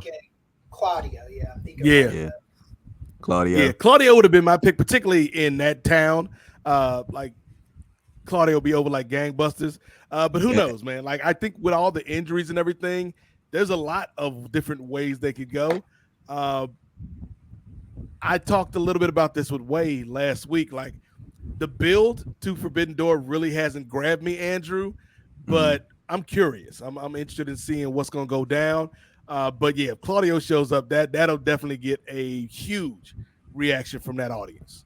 Yeah, but with Claudio, I think that he's likely going to be the one that's going to be facing Zack Sabre Jr. at the show, as a mystery, because the way Danielson bigged it up, like initially, because this was sort of the interesting thing about it, that the caveat is that the person is going to be joining the Blackpool Combat Club. So like when people was throwing out names like Gargano, I was like I seen people like a lot of people throwing the Gargano's name out there, and I'm on the Blackpool Combat Club. I mean, it counts, but I mean at the same time, it's like and then like I think like a name like Timothy Thatcher like could be the person that fits in that group. But like I feel like if you like the way Danielson was bigging it up, it gotta be like it gotta the way he was bigging it up, man. Like so swing it over to you, Chris. But it has to be like the way he was bigging it up was it kind of disappointed me a little bit, because I wanted it to be like Gresham or Moriarty. I really wanted it to be one of those guys, and then just the way he was bigging it up, I was like, yeah, these AEW fans won't be cool with that. So why Chris looking at the poster for Forbidden Door, like Mookie looked at the wall at Sal's Pizzeria. How come you ain't got no brothers on the wall, Sal? I come here every week and pay you money. Why come there ain't no brothers on the wall, Sal? I do think we have a comment like that coming in the tweet thread. So, hey, Chris. Actually, this is from Action VJ1. He said, "Good doctor, I'm feeling this. I'm feeling a certain way when looking at the card, wondering how you're feeling. At least the buy-in is free." He's referring to Keith Lee and Swerve Strickland teaming up against teaming up against El Desperado and Yoshinobu. And then the card is like, so there were a couple things that struck me about the card. One was, of course, the lack of brothers that are on the actual card. Two, the surprisingly not that many. I would have figured there'd be more Japanese guys on the actual card. Also, but they're from New Japan, so I mean, it is what it is. But yeah, man, TK. I was supposed to be at the media scrum last month. I missed it because I got my time zones mixed up. I'm not going to say I didn't get an invite to this month's media scrub, but maybe it's lost in my email or something. I don't know. But TK, you got our homie Thurston brought it up to you. You gotta do better with the black wrestlers. And at this point, it's not even really just the black wrestlers. You gotta. These people need to be showcased. You know what I'm saying? Just to chime in on the conversation, I think it is it's an interesting one to be held in terms of like this particular cross brand show. Like when we got like you mentioned, we got the Keith Lee and Swerve Strickland featured on the show. Then we got on the other side, I think it's Max Caster is going to be a part of that Gun Club and the LA Dojo guys. But I think we all agree that if Bowens had not been injured, he probably would have been right there in Billy Gunn's spot. Right there in that position, but Bowens unfortunately hurt. But yeah, I do think it's an interesting conversation to be held, especially pertaining to this this particular like style of card. I mean, we got I don't know Rocky Romero's exact ethnicity, but it's a person on the show, man. So I mean, I mean, in terms of like when you're looking at the overall scope of like diversity, it is like a diverse card. I guess when you talk about the overall scope of diversity, I think that's fair to say. You got Tony Storm and Thunder Rosa. You got Shota Umino and those alike, Hiroshi Tanahashi, et cetera. Like it is a diverse card in that sense. But I definitely think that Chris, both you, Chris, and they have some fair points when you talk about that things could be better. Like honestly, one match that I would like to see on the show, man, that I thought would have been really cool. I don't know how exactly you get to that, and I don't even know if this other individual will be interested in this match. But I'm talking about like just from a standpoint of like exactly trying to bring them over and stuff like that. But I think it would have been cool if we could have got like a Ricky Starks and Tetsuya Naito match. I think that'd be real cool. Okay, Like the whole charisma thing going on, and Naito doing the eye pose, and Ricky Starks doing his little head thing. That I don't know what that shit is, but I mean, like, you know what I'm saying? Like, I think that would have been like a cool little charisma, like charisma type thing. Like, you could have had them going out there and just flaunting the whole time, and of course, the in-ring action of it. I think that would have been something cool that I would have liked to see, man. But I think that would have been dope, Andrew. Yeah. And to Chris's point, I feel like AEW does diversity really, really well. Yeah. They do representation less well. And I do think there's a distinction that a lot of people might not pick up on in terms of the nuance. Like, we got a lot of different people from a lot of different places, but how are you utilizing those people in your show? Right. Are they important to this show? If Powerhouse Hobbs isn't on the show, or if Keith Lee isn't on the show, do we miss their presence? You know what I'm saying? Because I don't think that they're really in that position with any of the minorities. Fortunately, they have a stacked roster, but with CM Punk not on the show, you do miss his presence, because he was involved in important storylines, right? I just don't understand. Like, even with the stuff they're doing with our man Swerve and Keith Lee, and then Swerve did the idiot thing that WWE sometimes does with people in battle royals, where he throws Keith Lee out of the battle royal early, and Keith Lee is now pissed at him, and they're still trying to like be friends with each other or whatever. It's like that doesn't even make any sense from a logic standpoint, right? It's like, why would you throw this man out? Why wouldn't you try to eliminate as many people as you can before it's you two or whatever, you know what I'm saying? It made no sense, but Chris, you don't get it, man. The brother's name is Swerve. He swerved Keith Lee. Don't you understand?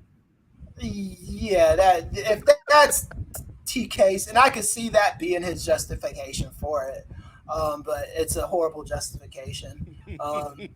Just like I just said again, people, and the weird thing about this is I think the only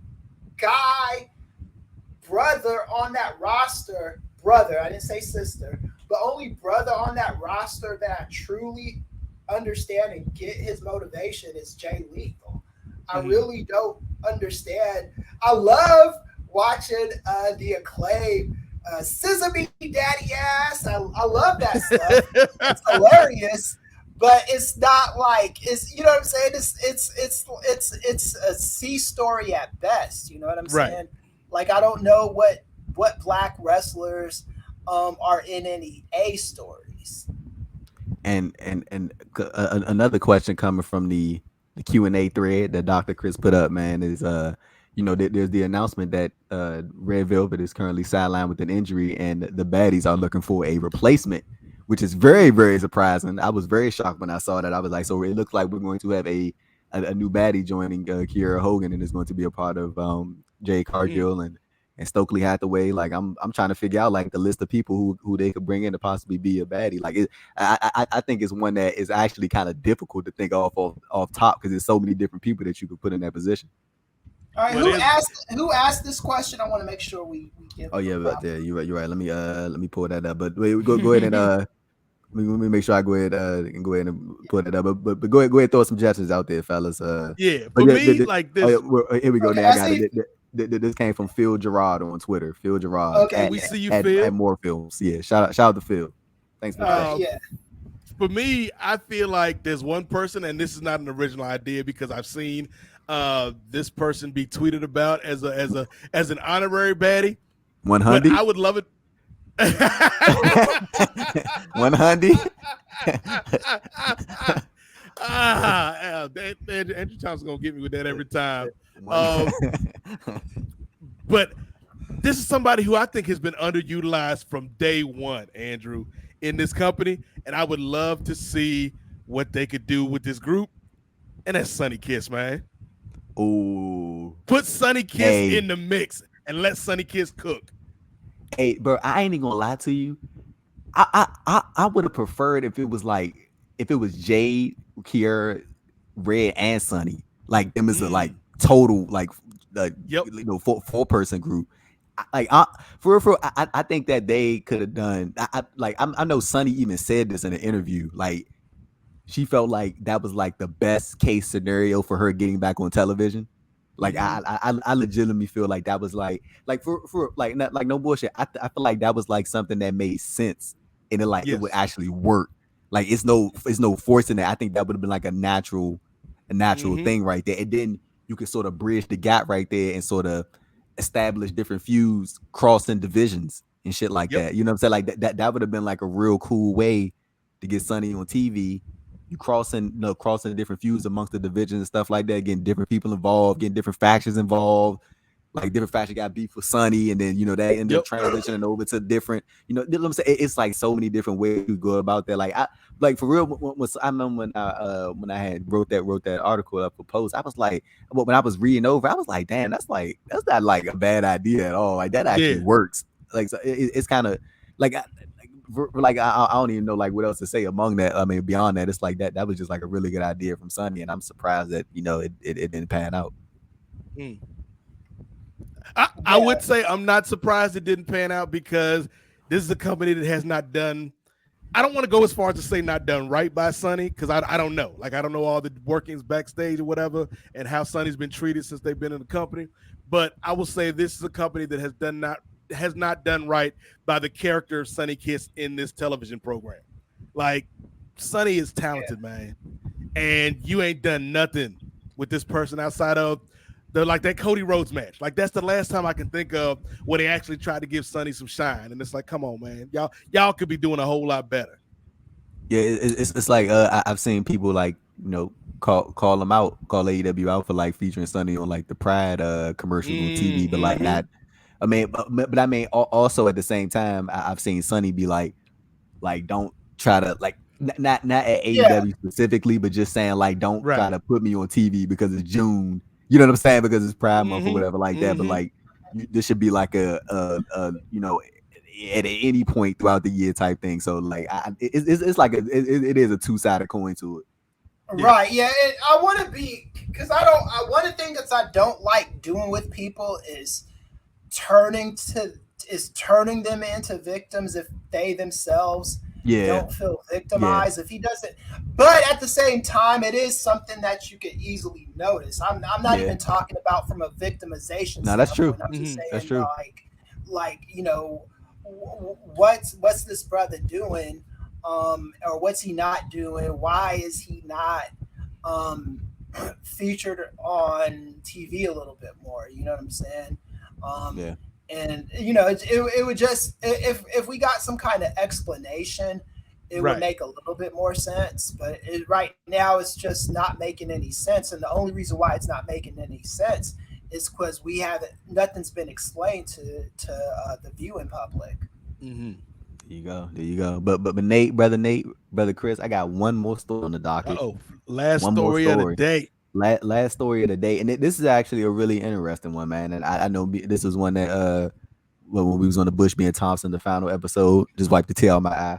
But we talked about that. We talked about that. But Chris actually, John Pollock here at Post Wrestling, he reported earlier in the week that Triple H was at the WWE Performance Center, and a source indicated to told John that Triple H simply stated, "I'm back." And we don't know what that means. I think that a lot of people have assumed what that means, and not understand that that's like wrong speculation. Somehow just like that's like excited speculation, I'm assuming, or curious speculation. Chris, I'm gonna kick it over to you. Follow up you, Nate. Like Triple H saying that he's back. Do you think that could be a thing of him simply getting back in the saddle with Shawn Michaels to keep running NXT 2.0, or do you think it's a chance he might try to rally the troops again, man? He might have that man Gargano on standby. if like I said on your show, if Triple H, if all he's doing is backstage shooting dice, Eating grilled cheese. Eating a grilled cheese sandwich. Eating grilled cheese sandwiches. If all he's doing backstage is like doing the Dougie or something like that, that would be better than NXT 2.0 right now. Because NXT 2.0 has no vision. It's got no characters that are like extremely interesting. The characters on NXT 2.0 are amusing. They're not interesting. There's a difference. It's like, oh, there's this Italian stereotype on TV. Hey, whoa, hey, yeah. Forget about it, Chris. Yeah, that's amusing. It's not necessarily interesting, man. And there's a story about that too on my end, because at both of the schools I work at, there's a club called Club Italia, and it's Italian kids talking about culture and how a lot of misrepresentation in media goes on with Italians. And if I showed this to any of those students, I don't think they'd be happy with this nonsense. But I digress. But yeah, there's and then I also found it weird that Wes Lee, in the last clips that I watched, he kept on bringing up Nash Carter. And I don't think that's by accident. Right. So hopefully Nash Carter has atoned enough for that stupid picture to be back in the fold. I know a lot of Jewish wrestlers have forgiven him, but I know there might be some that haven't forgiven him. You know what I'm saying? Mm-hmm. But hey, Chris, that's actually a good point that you brought up. Like I wasn't even, when Nash called the promo, I wasn't really thinking about it like that until you mentioned it. I thought that was just more of like a baby face. Let's get the crowd rallying behind me. But like, yeah, that is an interesting like prospect though. Like he was dropping Nash Carter, like, and not saying his name, but like, you know, clearly referring to him. Clear as day referring to him. You know what I'm saying? Yeah, and it was more than a few times. So that's kind of like what makes me kind of think that there may be something there. I don't know. But I'm hoping that NXT 2.0, whatever happens, like I said to Bushby and Andrew, I feel bad for the way I was hating on NXT 2.0 in 2020. I really do, because it wasn't that bad of a show. I thought it was horrible. I didn't think it was horrible, but I just didn't think it was good in comparison to AEW coming on at the same time. So oftentimes what I would do is watch AEW live, and then I'd watch NXT the next day. If I don't catch NXT 2.0, if I'm flipping TVs channels and if I miss it, I just miss that shit. I do not care about NXT 2.0. I think that every single character on that show is useless. Outside of being amusing, they do not deserve a portion. And I'm saying this about your favorites. If you're a Braun Breaker fan, I don't. Damn. If he got fired tomorrow, it's not going to kill NXT 2.0. You know what I'm saying? They'll just find some other dude and put him in some funky colored singlet and just have him. It doesn't matter. Hey, Nate. So you know, let's see. This is the thing I like about this podcast, man. It's like we all got like varying opinions. I have grown to not. There are weeks when I can sit there and I'll be like, okay, that was an okay show, like NXT 2.0. Like I can sit there and I cover it for the site, but there are times when I'm sitting there and I'm watching the show, I'm like, this ain't half bad. Like when I'm seeing like the progression that Carmelo Hayes has made over the past 5 to 6 months, man. Like that dude, him and Trick Williams, man, like they work so well together. Like they play off each other real well. They get each other, and I think it's clear as day that they have a understanding outside. I mean, off screen as well, and I think that's what translates so well on screen.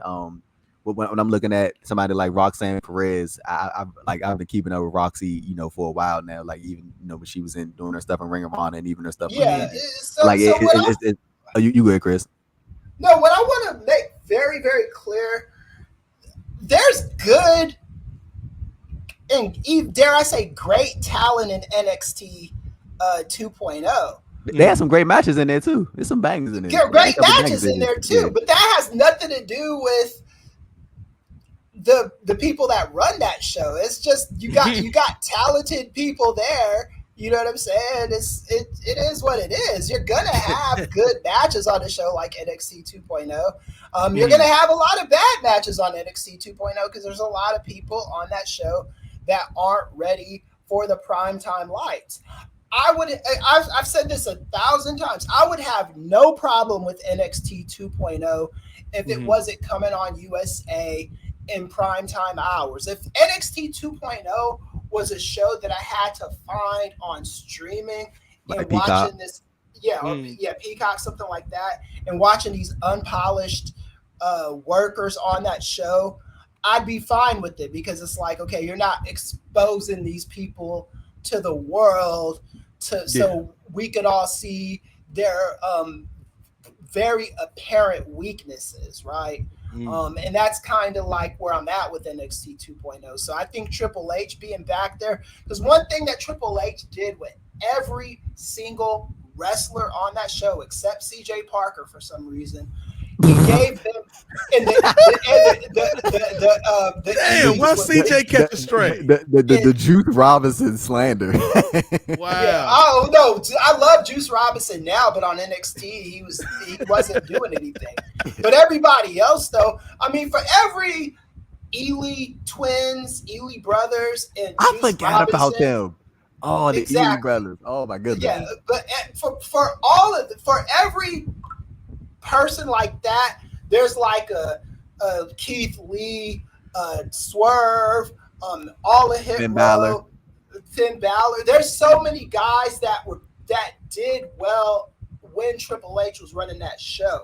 Right. So he could literally be backstage doing anything on that show, and it'd be better. If I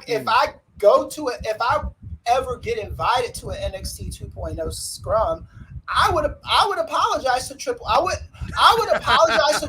H for not appreciating what NXT 2.0 wasn't, because I didn't like the changes made to it, but the changes weren't so bad to where it was like you had to harp on it, right? Oh, good, it's extra. It's an extra hour instead of 2. It's 2 hours instead of 1 hour. Big deal, right? And it was really only bad in comparison to AEW. Like that was the big flaw. Exactly, Nate. It wasn't like. For real, bro. For real, like on the real. In NXT, like it wasn't even a bad show. I just think I'm talking about when they was going head to head. The show was actually good. It's just the thing that AEW was so fresh and the shit was so new, and like people were so hooked and they were so invested into it that it's oh my goodness. And then I don't think the environments helped. And Full Sail is fine, but when you got 15,000 people in the crowd versus 200 some people in a venue that we've seen for the past 5 or 6 years, it's like which one would you rather watch live? Yeah, you go. That was WWE underestimating AEW. You know what I'm saying? You're just gonna put a developmental show on against this show with like these crazy production values with workers who like are seasoned and excellent at their craft. You know what I'm saying? And draws. Go ahead. Hey, Chris, you want to know what, to your point of what you just said? I don't even think it's a thing of them underestimating AEW. That was the people at the top of WWE underestimating their own NXT product. That shit should have been on tour. But NXT should have been a live touring brand way before AEW was even announced. Like when they had that shit going with when Gargano and Ciampa and Swerve was on his way up and Ricochet was the man in NXT and Adam Cole was in there and Malachi Black and Keith Lee was the man, and like they had all these people under their umbrella. Like that was when they should have been like, you know what? How about we go live in 2018? How about we start setting up these cities and these different arenas we can hit? You ain't got to hit a 20,000 seat building every night or every week. Right. You can hit a little 5,000 jump, a little 7,000 one, and then when it's a big event like a takeover, you can hit your Barclays, you can hit your Motor Centers, you can hit this, you can hit this, you can hit that. Like I think that they underestimated it, and I think it also comes from that directive from Vince McMahon, the fact that he wanted what we see now, this current incarnation of NXT, is that he wants people, this quote unquote homegrown talent. And I'm like, dude, you literally had somebody in NXT, and I'm referring to Triple H, and I know they're like burying opinions about it because he did post the shit out the indies. You know what I'm saying? That just is what it is. But I'm saying like, regardless of that, and it still did do harm, and it did do harm to the UK indies as well. How they sort of clean house out. But real quick, just to finish on that point, like you had somebody literally serving up handmade talents to you, right? You failed them. You did. You know what nothing. I'm saying? You failed them, bro. So from an ethical, like business ethics standpoint, from a capitalistic standpoint, what Triple H did to the indies is pretty goddamn evil. However, there was, at the very least, there was direction. What Triple H did was, like, he said, okay, this guy is good at wrestling, and we can put him on a show in front of people. These guys, this poached talent that I have is good enough to go on USA and at least be a viable product on USA Network. Is it evil as fuck? Yes, it is. I'm not gonna say it's not. It was, because he destroyed the indies, especially in the UK. I'm never gonna defend that. But was it best for business as far as because right now, because I used to clown NXT saying they really did, all those people are like FCW guys. They really didn't discover anybody. But the bottom line is, people from NXT would sometimes go to the main roster and be important on the main roster. Right. And I can't 100% say with confidence that any of these 2.0 guys are gonna go to the main roster and not be lost. I hope I'm wrong. I hope everybody, especially like, you know, the Braun Breakers of the world and all that. Solo Sikoa, Baby Solo Sikoa, all of them.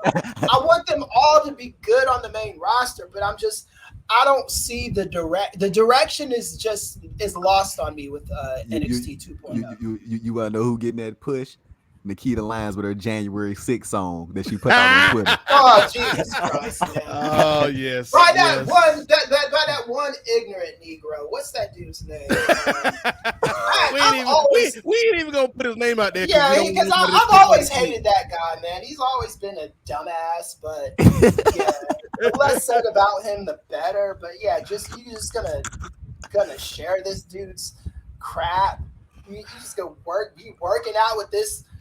Like it's stupid, man. It was like and anytime I talk to like a dumbass white Republican, they'll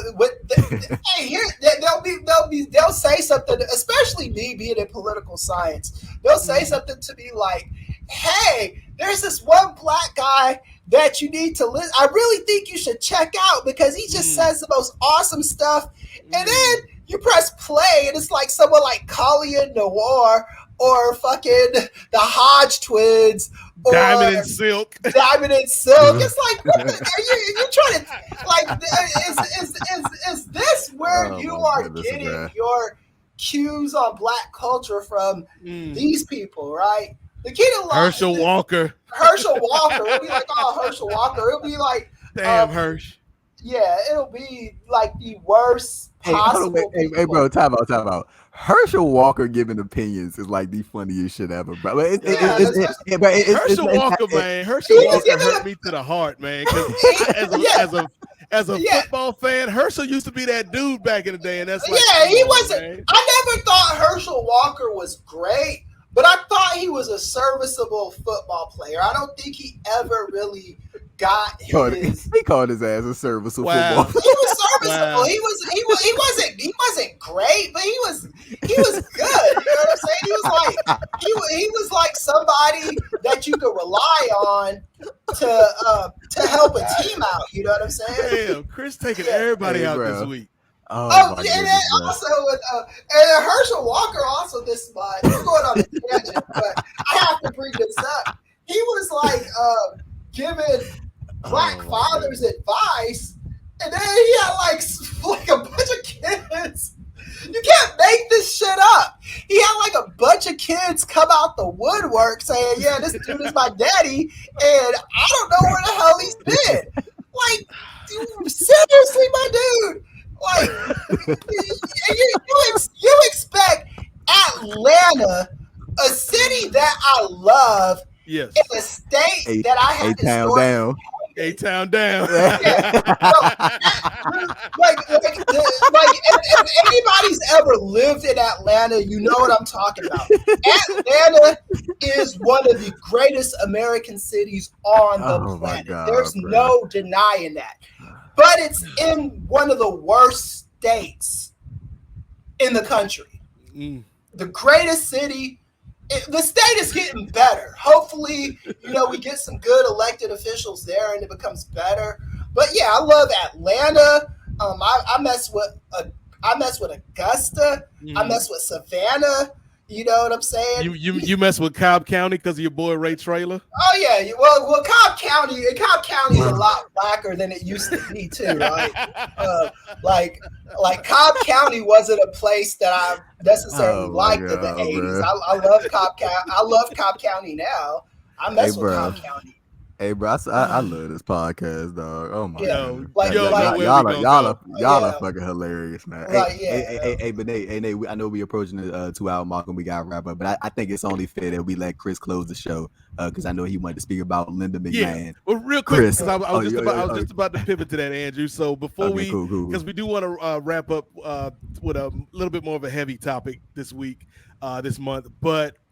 Before we get there, I do have some NXT thoughts real quick. So first for Kris, I'm going to start calling you Wendy Chu because you're out here sleeping on NXT 2.0.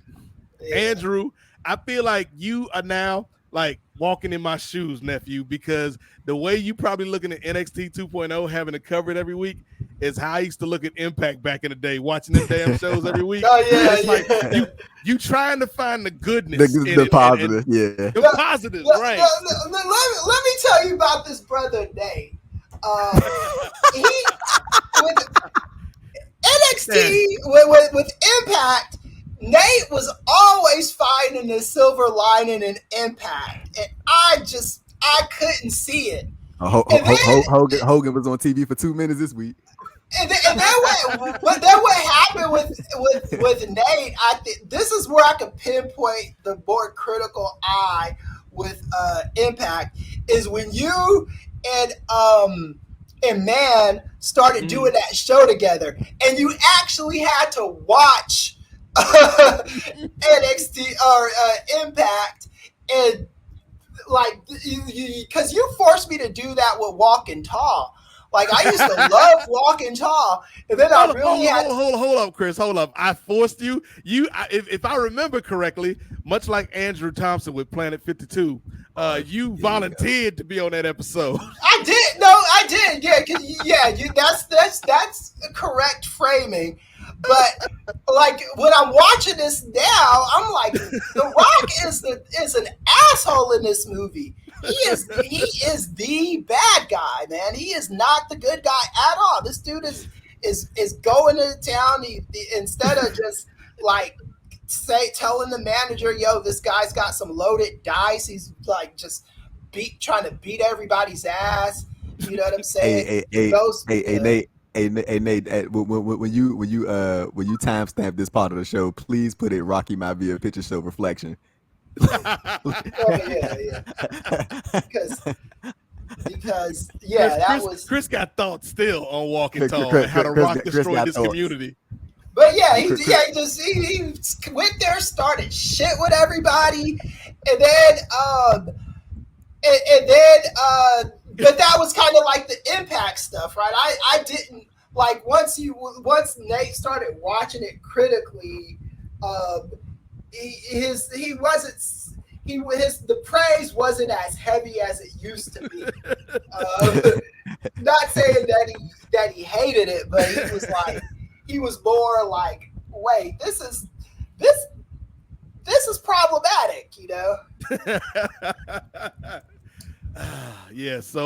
So Triple H, shout out to that man Triple H eating the grilled cheese sandwich grilled cheese in the backstage. NXT 2.0. But like Andrew alluded to, we didn't want to leave this month without taking a little bit of a pause for the cause. So Kris, we're gonna let you kick it off, man. Go ahead and speak on some things here for the people, brother.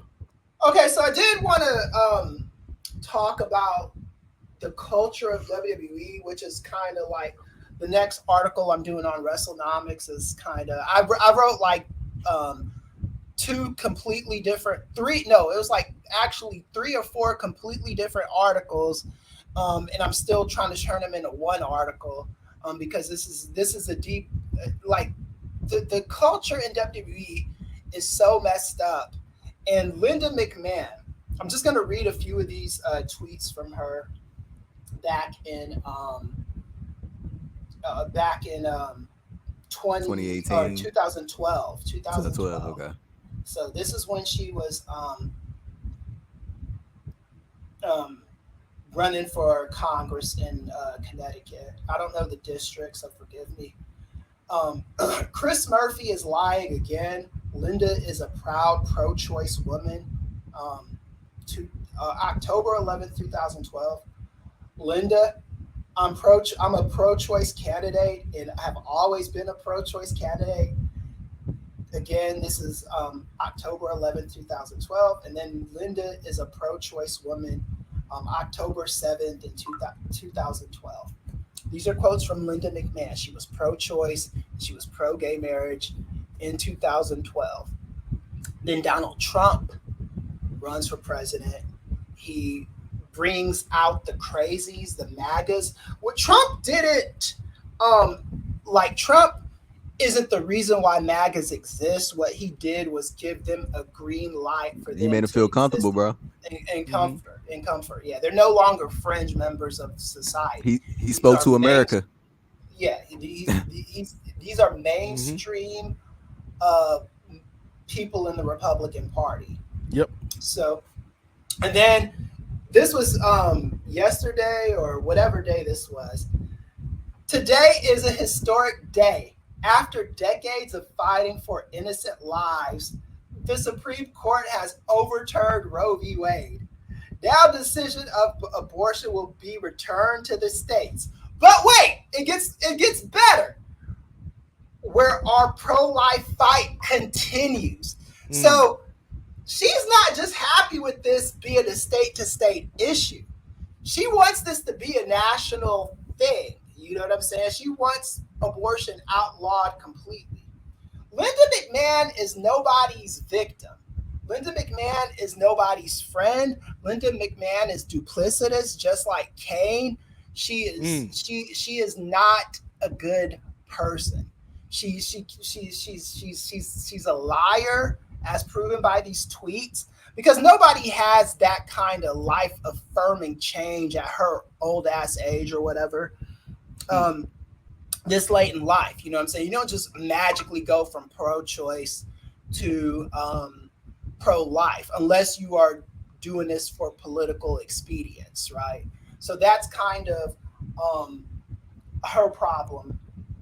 And that's the problem with the country right now. So the Supreme Court had a few horrible decisions this month. The first one was amendments to New York's gun law, which has been on the book for 100 years, as far as concealed weapons are concerned. The Supreme Court just completely ruined it. And then the 1966 case of Miranda v. Arizona, where your rights have to be read to you by the police. They amended that so much to where you cannot even sue a police department for not reading your rights to you correctly, right? It's bogus and it's stupid, but this is in the Supreme Court. And then finally, yesterday, they undid 50 years of precedent with Roe v. Wade. And that's the thing with the abortion law too. It was never perfect. Roe v. Wade is a 1973 case, and it wasn't perfect, but it was good. It gave women autonomy over their health and their bodies in case of unwanted pregnancy for whatever reason happened. And then Planned Parenthood versus Casey was an update to Roe v. Wade. That Planned Parenthood versus Casey is in 1992. And then they just and that was just an update that amended Roe v. Wade better. It gave better protection to Planned Parenthood in places like that who had to administer abortions. And then yesterday with Dobbs versus Jackson, which is a 2022 case that was decided on Friday, they just completely screwed over all those years of precedent. And Linda McMahon is a part of this because this is something that, according to her words, not mine, they've been fighting for forever. And Linda McMahon used to be a high-ranking executive in WWE. And this culture starts from the top. You know what I'm saying? Linda McMahon, I'm convinced that Linda McMahon and Vince McMahon have an arrangement to where Vince McMahon does what he does with these women. This is not verified. So I'm not saying anything for certain or for a fact. This is my thought, and I have a right to my thoughts since the Supreme Court hasn't messed up the First Amendment yet. Give it time, it will. So let me get these thoughts out now. Yeah, I think she has an arrangement with Linda McMahon. I think the parents in that family are messed up. I hope the kids are better. I hope Stephanie and Shane McMahon are better. I see signs that they could be better, but I also see signs that they could be exactly like them. It's a shame what happened in the Supreme Court this week. Shout out to CM Punk and Dave Bautista and Adam Cole and all the people who are standing up, not just for women, but for society, because this is a change that's gonna affect everyone. You know what I'm saying? And so we did the show last month, Nate, for Kings of Sport on the anniversary show. And I shared with Nate a letter from my deed because the talk got about voting and stuff. It was my fault the talk went there. And my deed was listening to the show live on Twitter. And I had to go in. This wasn't good enough for a Zoom call. I had to drive 90 minutes to my job. And he said to me, wherever you do not ever encourage people to not vote ever. You know what I'm saying? He was pissed. The dean, who's in charge of everything, she was pissed. And I didn't understand it at the time. I thought they were overreacting a little bit, and I still think they were overreacting a little bit. But I understand why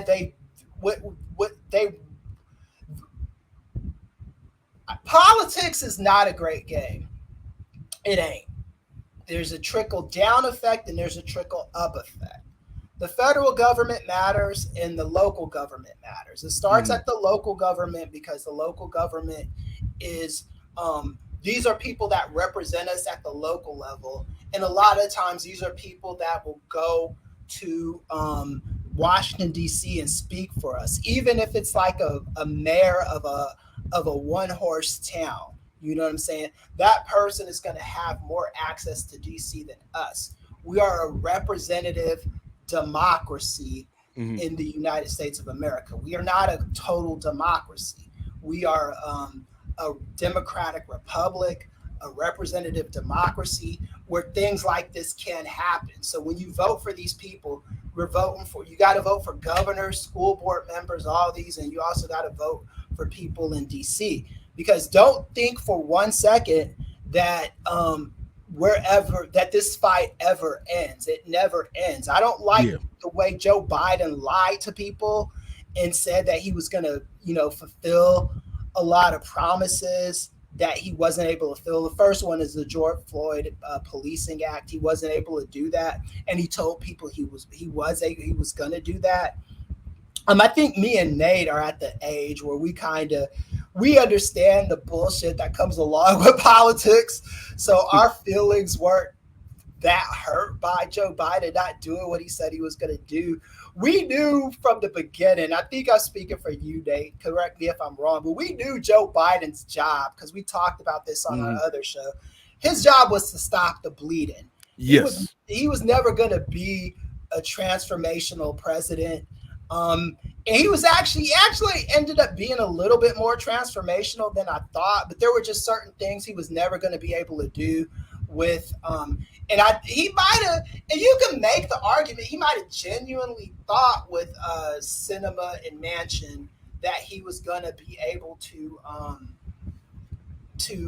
change their minds and stuff like that, but he wasn't able to, you know what I'm saying? So this is just stuff that we got to pay attention to, and we can't be dumb for one. And I'm not saying anybody that didn't vote for Biden or didn't vote for Hillary is dumb, but with experience you get a better understanding, and you have to understand how math works in this situation.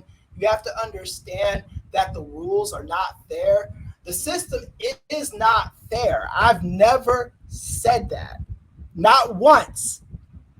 The system, what I've said about the system is always working for somebody, right?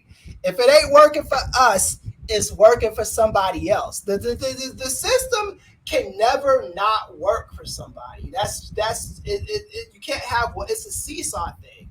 It's either going to work for the Democrats or it's going to work for the Republicans. It's going to work for progressives or it's going to work for people like that are constitutionalists and stuff like that. That's how it's going to always work. And another thing is one side is the person that gets, it's a power struggle, right? No one's ever going to stop once you get a little bit of power. I don't care if you're a Democrat or a Republican. Once you get one thing, you are always going to want more. Okay, you freed Abraham Lincoln, you freed the slaves in 1865. That's all well and good. Now we want to own property. That's all well and good.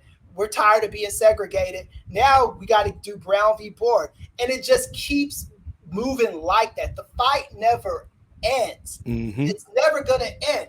The Republicans are the same way. This is what people forget. Do you think they're going to be happy with abortion just being a state-to-state thing? Linda McMahon said in that fucking tweet, the fight for pro-life continues. She said it. No one's making this stuff up. You got to believe what you are seeing with your own eyes is all I got to say about that. You have to. We got to stop this making good the enemy of perfect. This is not how it's it's never going to be perfect in the United States of America. What we strive for is a more perfect union. And that's my soapbox and F the McMahons. Yeah, real quick, Andrew, I'm gonna say my piece and then I'll let you say your piece, nephew. But you know, I feel like in moments like these, whether you're talking about whether it's something what happened with Roe v. The other day, or when we talked about, you know, George Floyd a few years ago, Andrew, with John and Wade, like the struggle, right? The fight, as Kris said, it never ends, right? It's a day-to-day thing. It's a month-to-month thing, a year-to-year thing, a decade-to-decade thing. And as we've seen, if you take your foot off the gas, if you take your eye off the ball, somebody else is working. Like Kris said, the people who wanted this to happen yesterday, they've been working. They've been working. They've been fighting. They've been changing things up so that way when the moment came, they could switch things in their favor. So to me, the lesson from this is you got to keep fighting, man. Always forward. There's a reason I always put that on a lot of my tweets, man, because regardless of what's going on in the world, it can always be a little bit better. It can always be a little bit more just. It can always be a little bit more right. And it doesn't get that way unless we work for it. And that's not to say that you can't have different political ideals or different ideas on how to balance the budget or where this spending goes or, you know, thoughts on this, thoughts on that. But at the end of the day, it's about all of us together. You know, it's about all of us moving forward together. And so, yeah, I know a lot of people that are probably listening to this show, particularly our sisters out there, might be feeling some type of way this weekend. And, you know, we just kind of want to take a little bit of a time out here at the end of the show, Andrew, to let them know that we got their back and the fight continues, man. So, nephew, if you got anything to say, man, go ahead and speak your piece, man.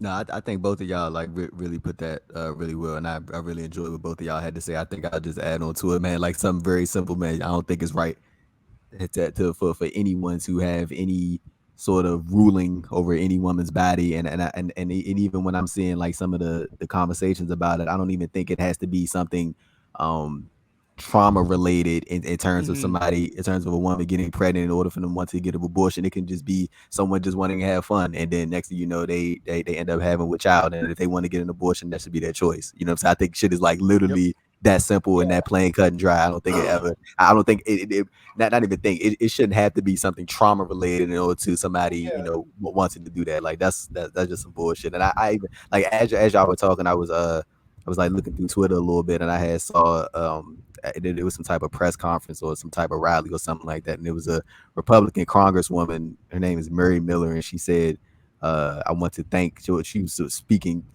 at Donald Trump, and she was like, "I want to thank you for the historic victory for white life in the Supreme Court yesterday," which is about the wildest shit I've ever heard in my life, but not surprising considering the tweets I'm reading about this individual. And this is her MO. So. You know, and the Supreme Court is set up in such a way to where if anything ever made it to the Supreme Court as far as free speech is concerned, they can seriously obliterate that, right? Democracy is hanging on by a thread, and the only reason why it's hanging on by a thread is because Joe Biden is president, and he's not going to sign any bullshit bill into law. He's not going to do that, so you don't have to worry about that for at least the next until 2024. But this is no time to be sweeping. People always like the one thing I don't live in is a perpetual state of bullshit.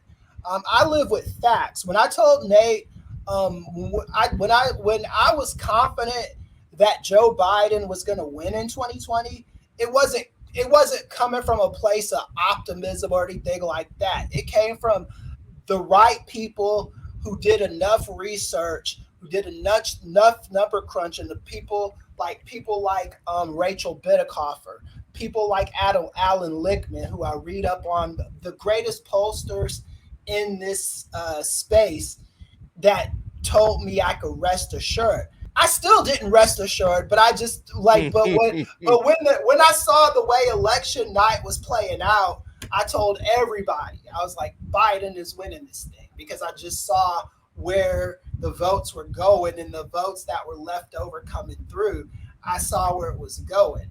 I'm not that optimistic at the moment, so I can't make those kind of predictions. I don't know what's gonna happen, because the thing is, people want to hear, oh, everybody on the Democratic side is energized, and they are. Are they going to take that energy to the polls? I promise you, these Republicans are going to take their shit to the polls. They're not fucking around. They mean business. Look at dumbass Linda McMahon and even dumber ass Kane. We ain't even gonna speak on that man. All these wrestlers for decades talked about how smart Kane was and how much of a luminary he was. Kane he said big words. He said big words. That's all it was. He said big words, and he was reading stupid racist books backstage. Politics for dummies.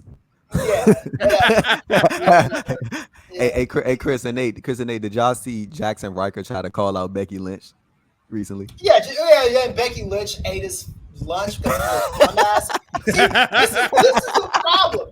Some of these people do not operate in fact; they operate in fiction. That's why you can. That's why you have people watching the January 6th committee. All these dumbasses trying to scale in the wall of the Capitol building and doing what they want to do, and people are saying, "Oh, don't." It's like the great and powerful Oz, right? Don't stop looking at that man behind the curtain. That's what this is. You know what I'm saying? These people do. You cannot look. You can't. They do not operate in fact, and that's one of the reasons why I became an agnostic. Not because I don't believe in God. I just had to stop listening to the bull crap that was being fed to me my whole life, because it was coming from a Eurocentric right-wing place. You know what I'm saying? I told this to my mom and my grandmother. My grandmother, 90 years old, she thinks I'm damn to hell. You know what I'm saying? It is what it is. I love my grandmother, love my mom, but shout out to Grandma Ealy, man. Yeah, shout out to Grandma Ealy, man. So my grandma Ealy passed away in 2015. Oh, I'm sorry. This is my other grandma Mitchell. But yeah, shout out to her. She was good friends with my grandma Ealy, by the way.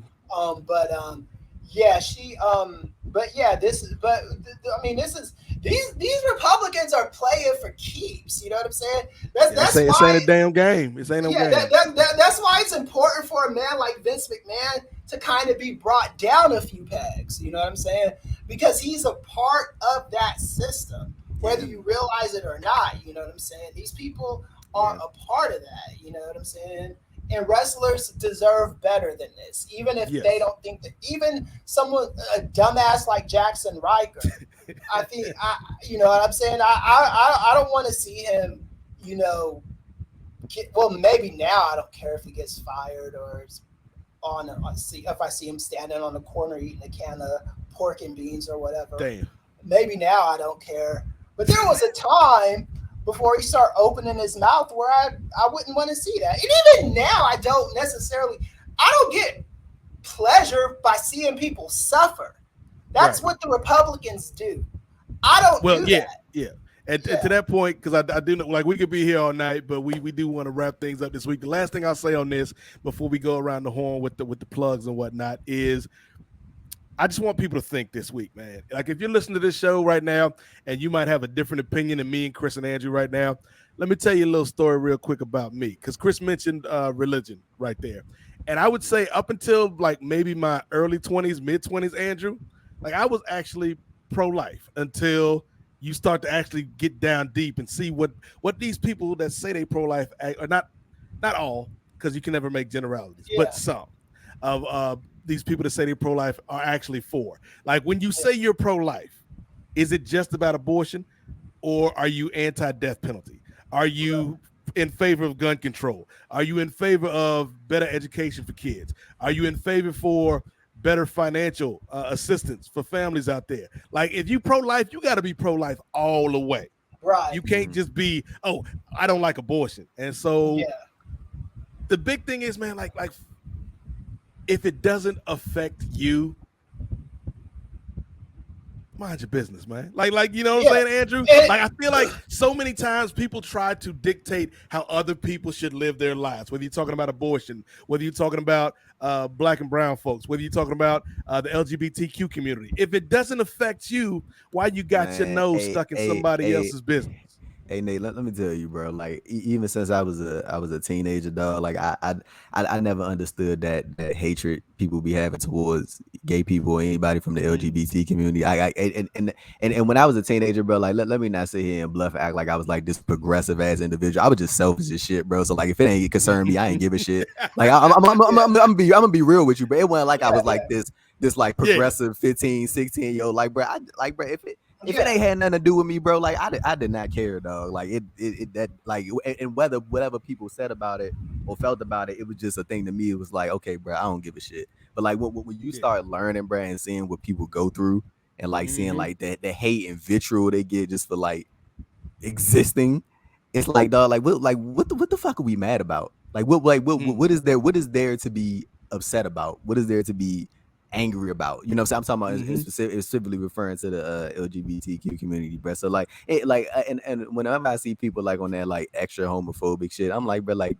that shit is like so weird to me, dog. Like especially at this point, I really don't get it. And in terms of like what you said, Nate, in terms of the abortion situation, man, like I think that was real interesting, a point that you made in terms of like when you say you pro-life, you can't just specifically sit on the abortion thing. You got to roll with everything that comes with saying you pro-life. You know what I'm saying? And I think that's a real interesting point that you made, man. So that definitely, if it's anybody on that side, I think you should definitely listen to Nate's story and like really consider like what the fuck you actually supporting before you throw your hand in that pot. And I want to direct people to this book. Google the name Frank Schaeffer. He will talk about the birth of the evangelical movement. I listen to him a lot, and where the abortion fight even came from. It doesn't come from a legitimate place. It comes from an opportunistic place by conservatives. Abortion wasn't this big evangelical Christian talking point until conservatives got a hold of it and turned it into this bullshit that it is today. So just please look that up. Yeah, we could go on for another hour about how religion has been co-opted for evil uses, but we ain't got enough time in the day for that. Well, we do have to read one of Jermaine's questions. Kris, we not trying to talk about the evil and the hate in the world, and you gonna bring Jermaine's tweet here? Hey, you know what? Hey, let's do this. Jermaine, on the next episode of NWA, let's start off reading Jermaine's questions. Let me guess, Kris. He has something to say about Roman Reigns. No, he doesn't. So so Jermaine, we love you. You are a loyal listener. I want to get that out the way because I don't want him feel it. But we're gonna start going live soon. We will not, because we've got a lot of questions. This was the first time I hashtagged, and we appreciate all the questions. And I do want to, but we've just kind of exhausted the usefulness of his show. Romeo from True Heel Heat. Shout out to Romeo. Ask Britt Baker versus Kane, who wins? Is this a dentist joke or a apology joke? I'm trying to kind of lost me a little bit on that, but yeah. So anyway, but yeah, I do think I'm very pleased with our live to tape format, and for you to listen to this show. We're not dated on any of these issues by the time you listen to us, I'm just grateful that we got to do this show on a week like this. You know what I'm saying? And like I think all of us at Post are gonna keep up the fight and just remember to mobilize and do whatever you have in your power to do. You're not powerless in this situation. Don't ever think that you are. Yeah. And on that point about Post, man, shout out to John and Wade, not only for always, giving us the platform to be able to speak our minds on things in and out of the ring, but also for, Wade giving us the idea, kind of changing up the format a bit, which helps me out. As those of you that listened to the last episode knows, I got a lot on my plate right now with work and the shows, and this is hopefully going to be a way that we can become a little bit more expedient with the NWA podcast going forward. And people will listen to all 3 hours of this show or whatever they do. Here's the thing, Chris. People will listen to all 3 hours, but I'm not trying to be up till midnight as much as I love you guys. I'm not trying to do that either. But it's just to take out the editing that you do and stuff like that. You know what I'm saying? Yes, and that's the good thing. Folks will be hearing this the very next day. So we are hoping that this will be a way to get the shows to you quicker, and also have some more interactivity like we did tonight with the questions, which is a great idea by Chris. So I'm looking forward to where the show goes. But as far as for where this episode goes, we about to wrap things up. So Andrew, my nephew, the youngest in charge, let the people know what you got going on, brother. Let them know about the great final episode of for now. That's what I'm gonna say. I'm gonna say final episode for now of Bushby and Thompson's Wrestling Adventure, and anything else you have to plug, young brother. Yeah, me and Martin wrapped up 21 episodes of Bushby and Thompson, man. It was an honor doing that podcast with that good man. So shout out to Mr. Bushby. That was fantastic. Go check out the catalog over on the Post Wrestling site. Check out my Twitter, AD_Thompson__. The same thing on Instagram. And you go check out my most recent interview on my YouTube channel with Leo Rush. Okay, that's what I'm talking about. Look, nephew out here doing big things. So we love to see that for you, man. So support Andrew Thompson, because this young brother is working real hard right now out here on these streets. Chris, what have you got going on, and where can people hit you up on Twitter? Because I'm sure coming off of our conversation at the end of the show, some folks might have a lot of questions for you, or want to engage in some dialogue, and maybe you can kind of open their minds up to some other ideas. Right, yeah. So you can follow me on Twitter at KMEasyDoesIt. If you're watching on YouTube, you see it on your screen. If you are listening, the letter K, the letter M, the letter E, Z does it. Shout out to Brandon Thurston for allowing me to get some of that WrestleNomics money with my articles.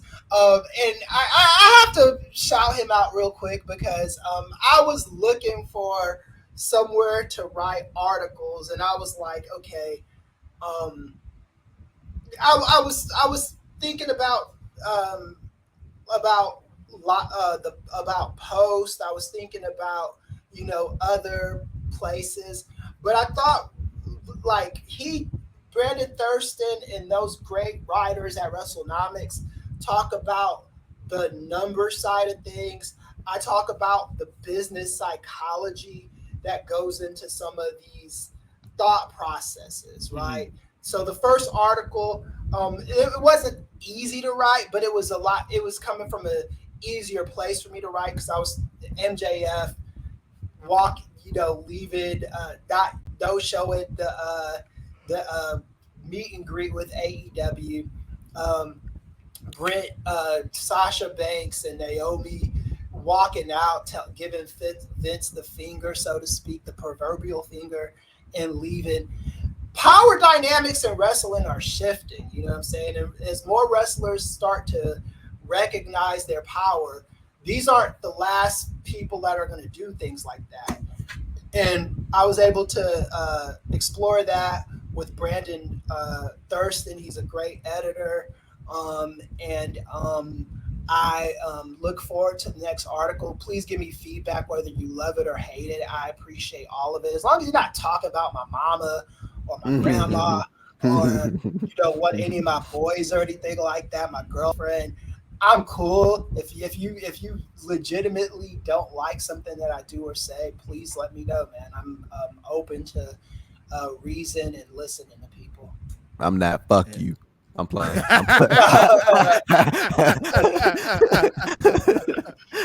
Oh, yeah. Chris wants all the smoke. Look here, y'all can write me with the smoke, but Chris knows, like, in terms of my daily communication with people since I started this job, like, I might get to the smoke 2 weeks from now, and by then you ain't even gonna be thinking about the smoke that you sent me. So you might as well not send it in the first place. Save both you and me time with your smoke. But if you do want to find out more about what I'm doing, you can find me on Twitter at N8 MOZAIK, at Nate Mosaic on Twitter. In addition to the NWA podcast here on Post Wrestling, you can also check out the archives of the aforementioned Rocky Maivia Picture Show, which is a great show that is currently on hiatus, but I'm pretty sure it might be back later this year because that man Dwayne got a banger finna come out with this Black Adam, so we might have to bring Rocky Maivia back for Black Adam. And we got the first season of Young Rock in the books as well. You know what I'm saying? So that's gonna need to be reviewed, Nate. Look here, Chris. I'm gonna need you to stop trying to put all this extra work on my plate. Chris just loading up my plate. But yeah, we will get to season 1 of the Young Rock eventually on the Rocky Maivia Picture Show, because I have a lot of thoughts about that show. So we'll be talking about that. Yeah, same here. Yeah. Trying to think. You can check out some of my work over at DCTV Podcast if you are into the superhero genre. I talked about Naomi, which was a series on the CW that ended way too soon. I talked about the Black Lightning show, which also ended way earlier than it should have. What do those two shows have in common? I wonder, Andrew.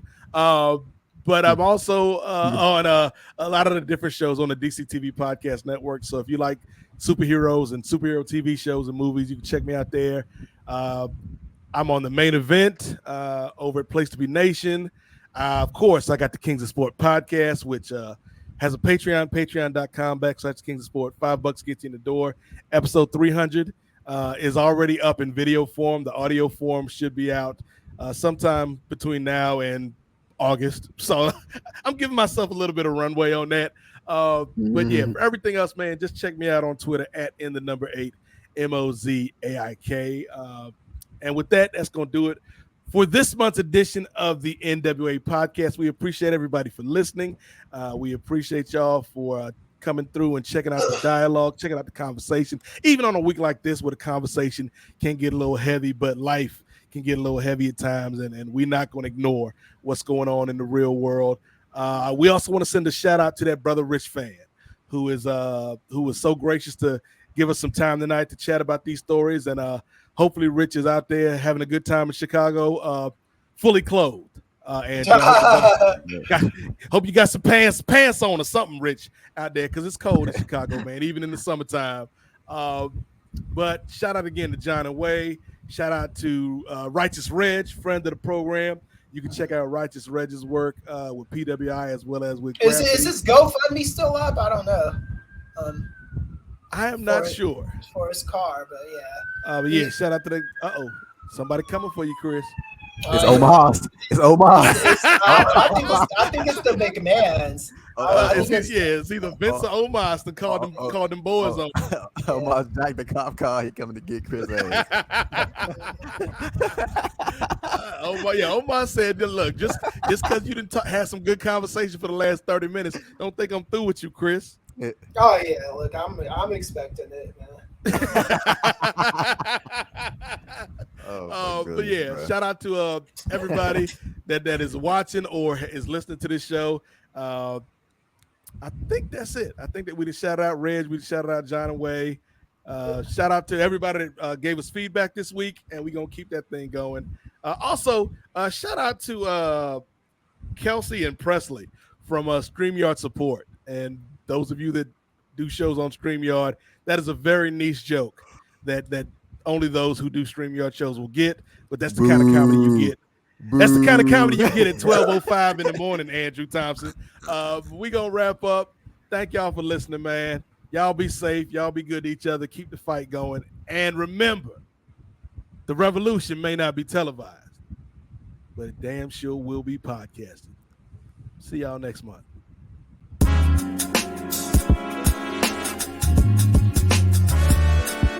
Yo, it's Righteous Reg. It's a case for the safe, keep a space for the Nubians.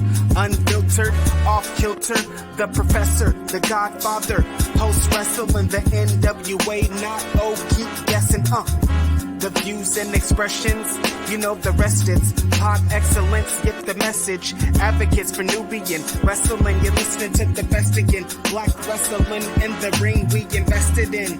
Nubian kings and queens we invested in. It's for the culture and we reppin' it.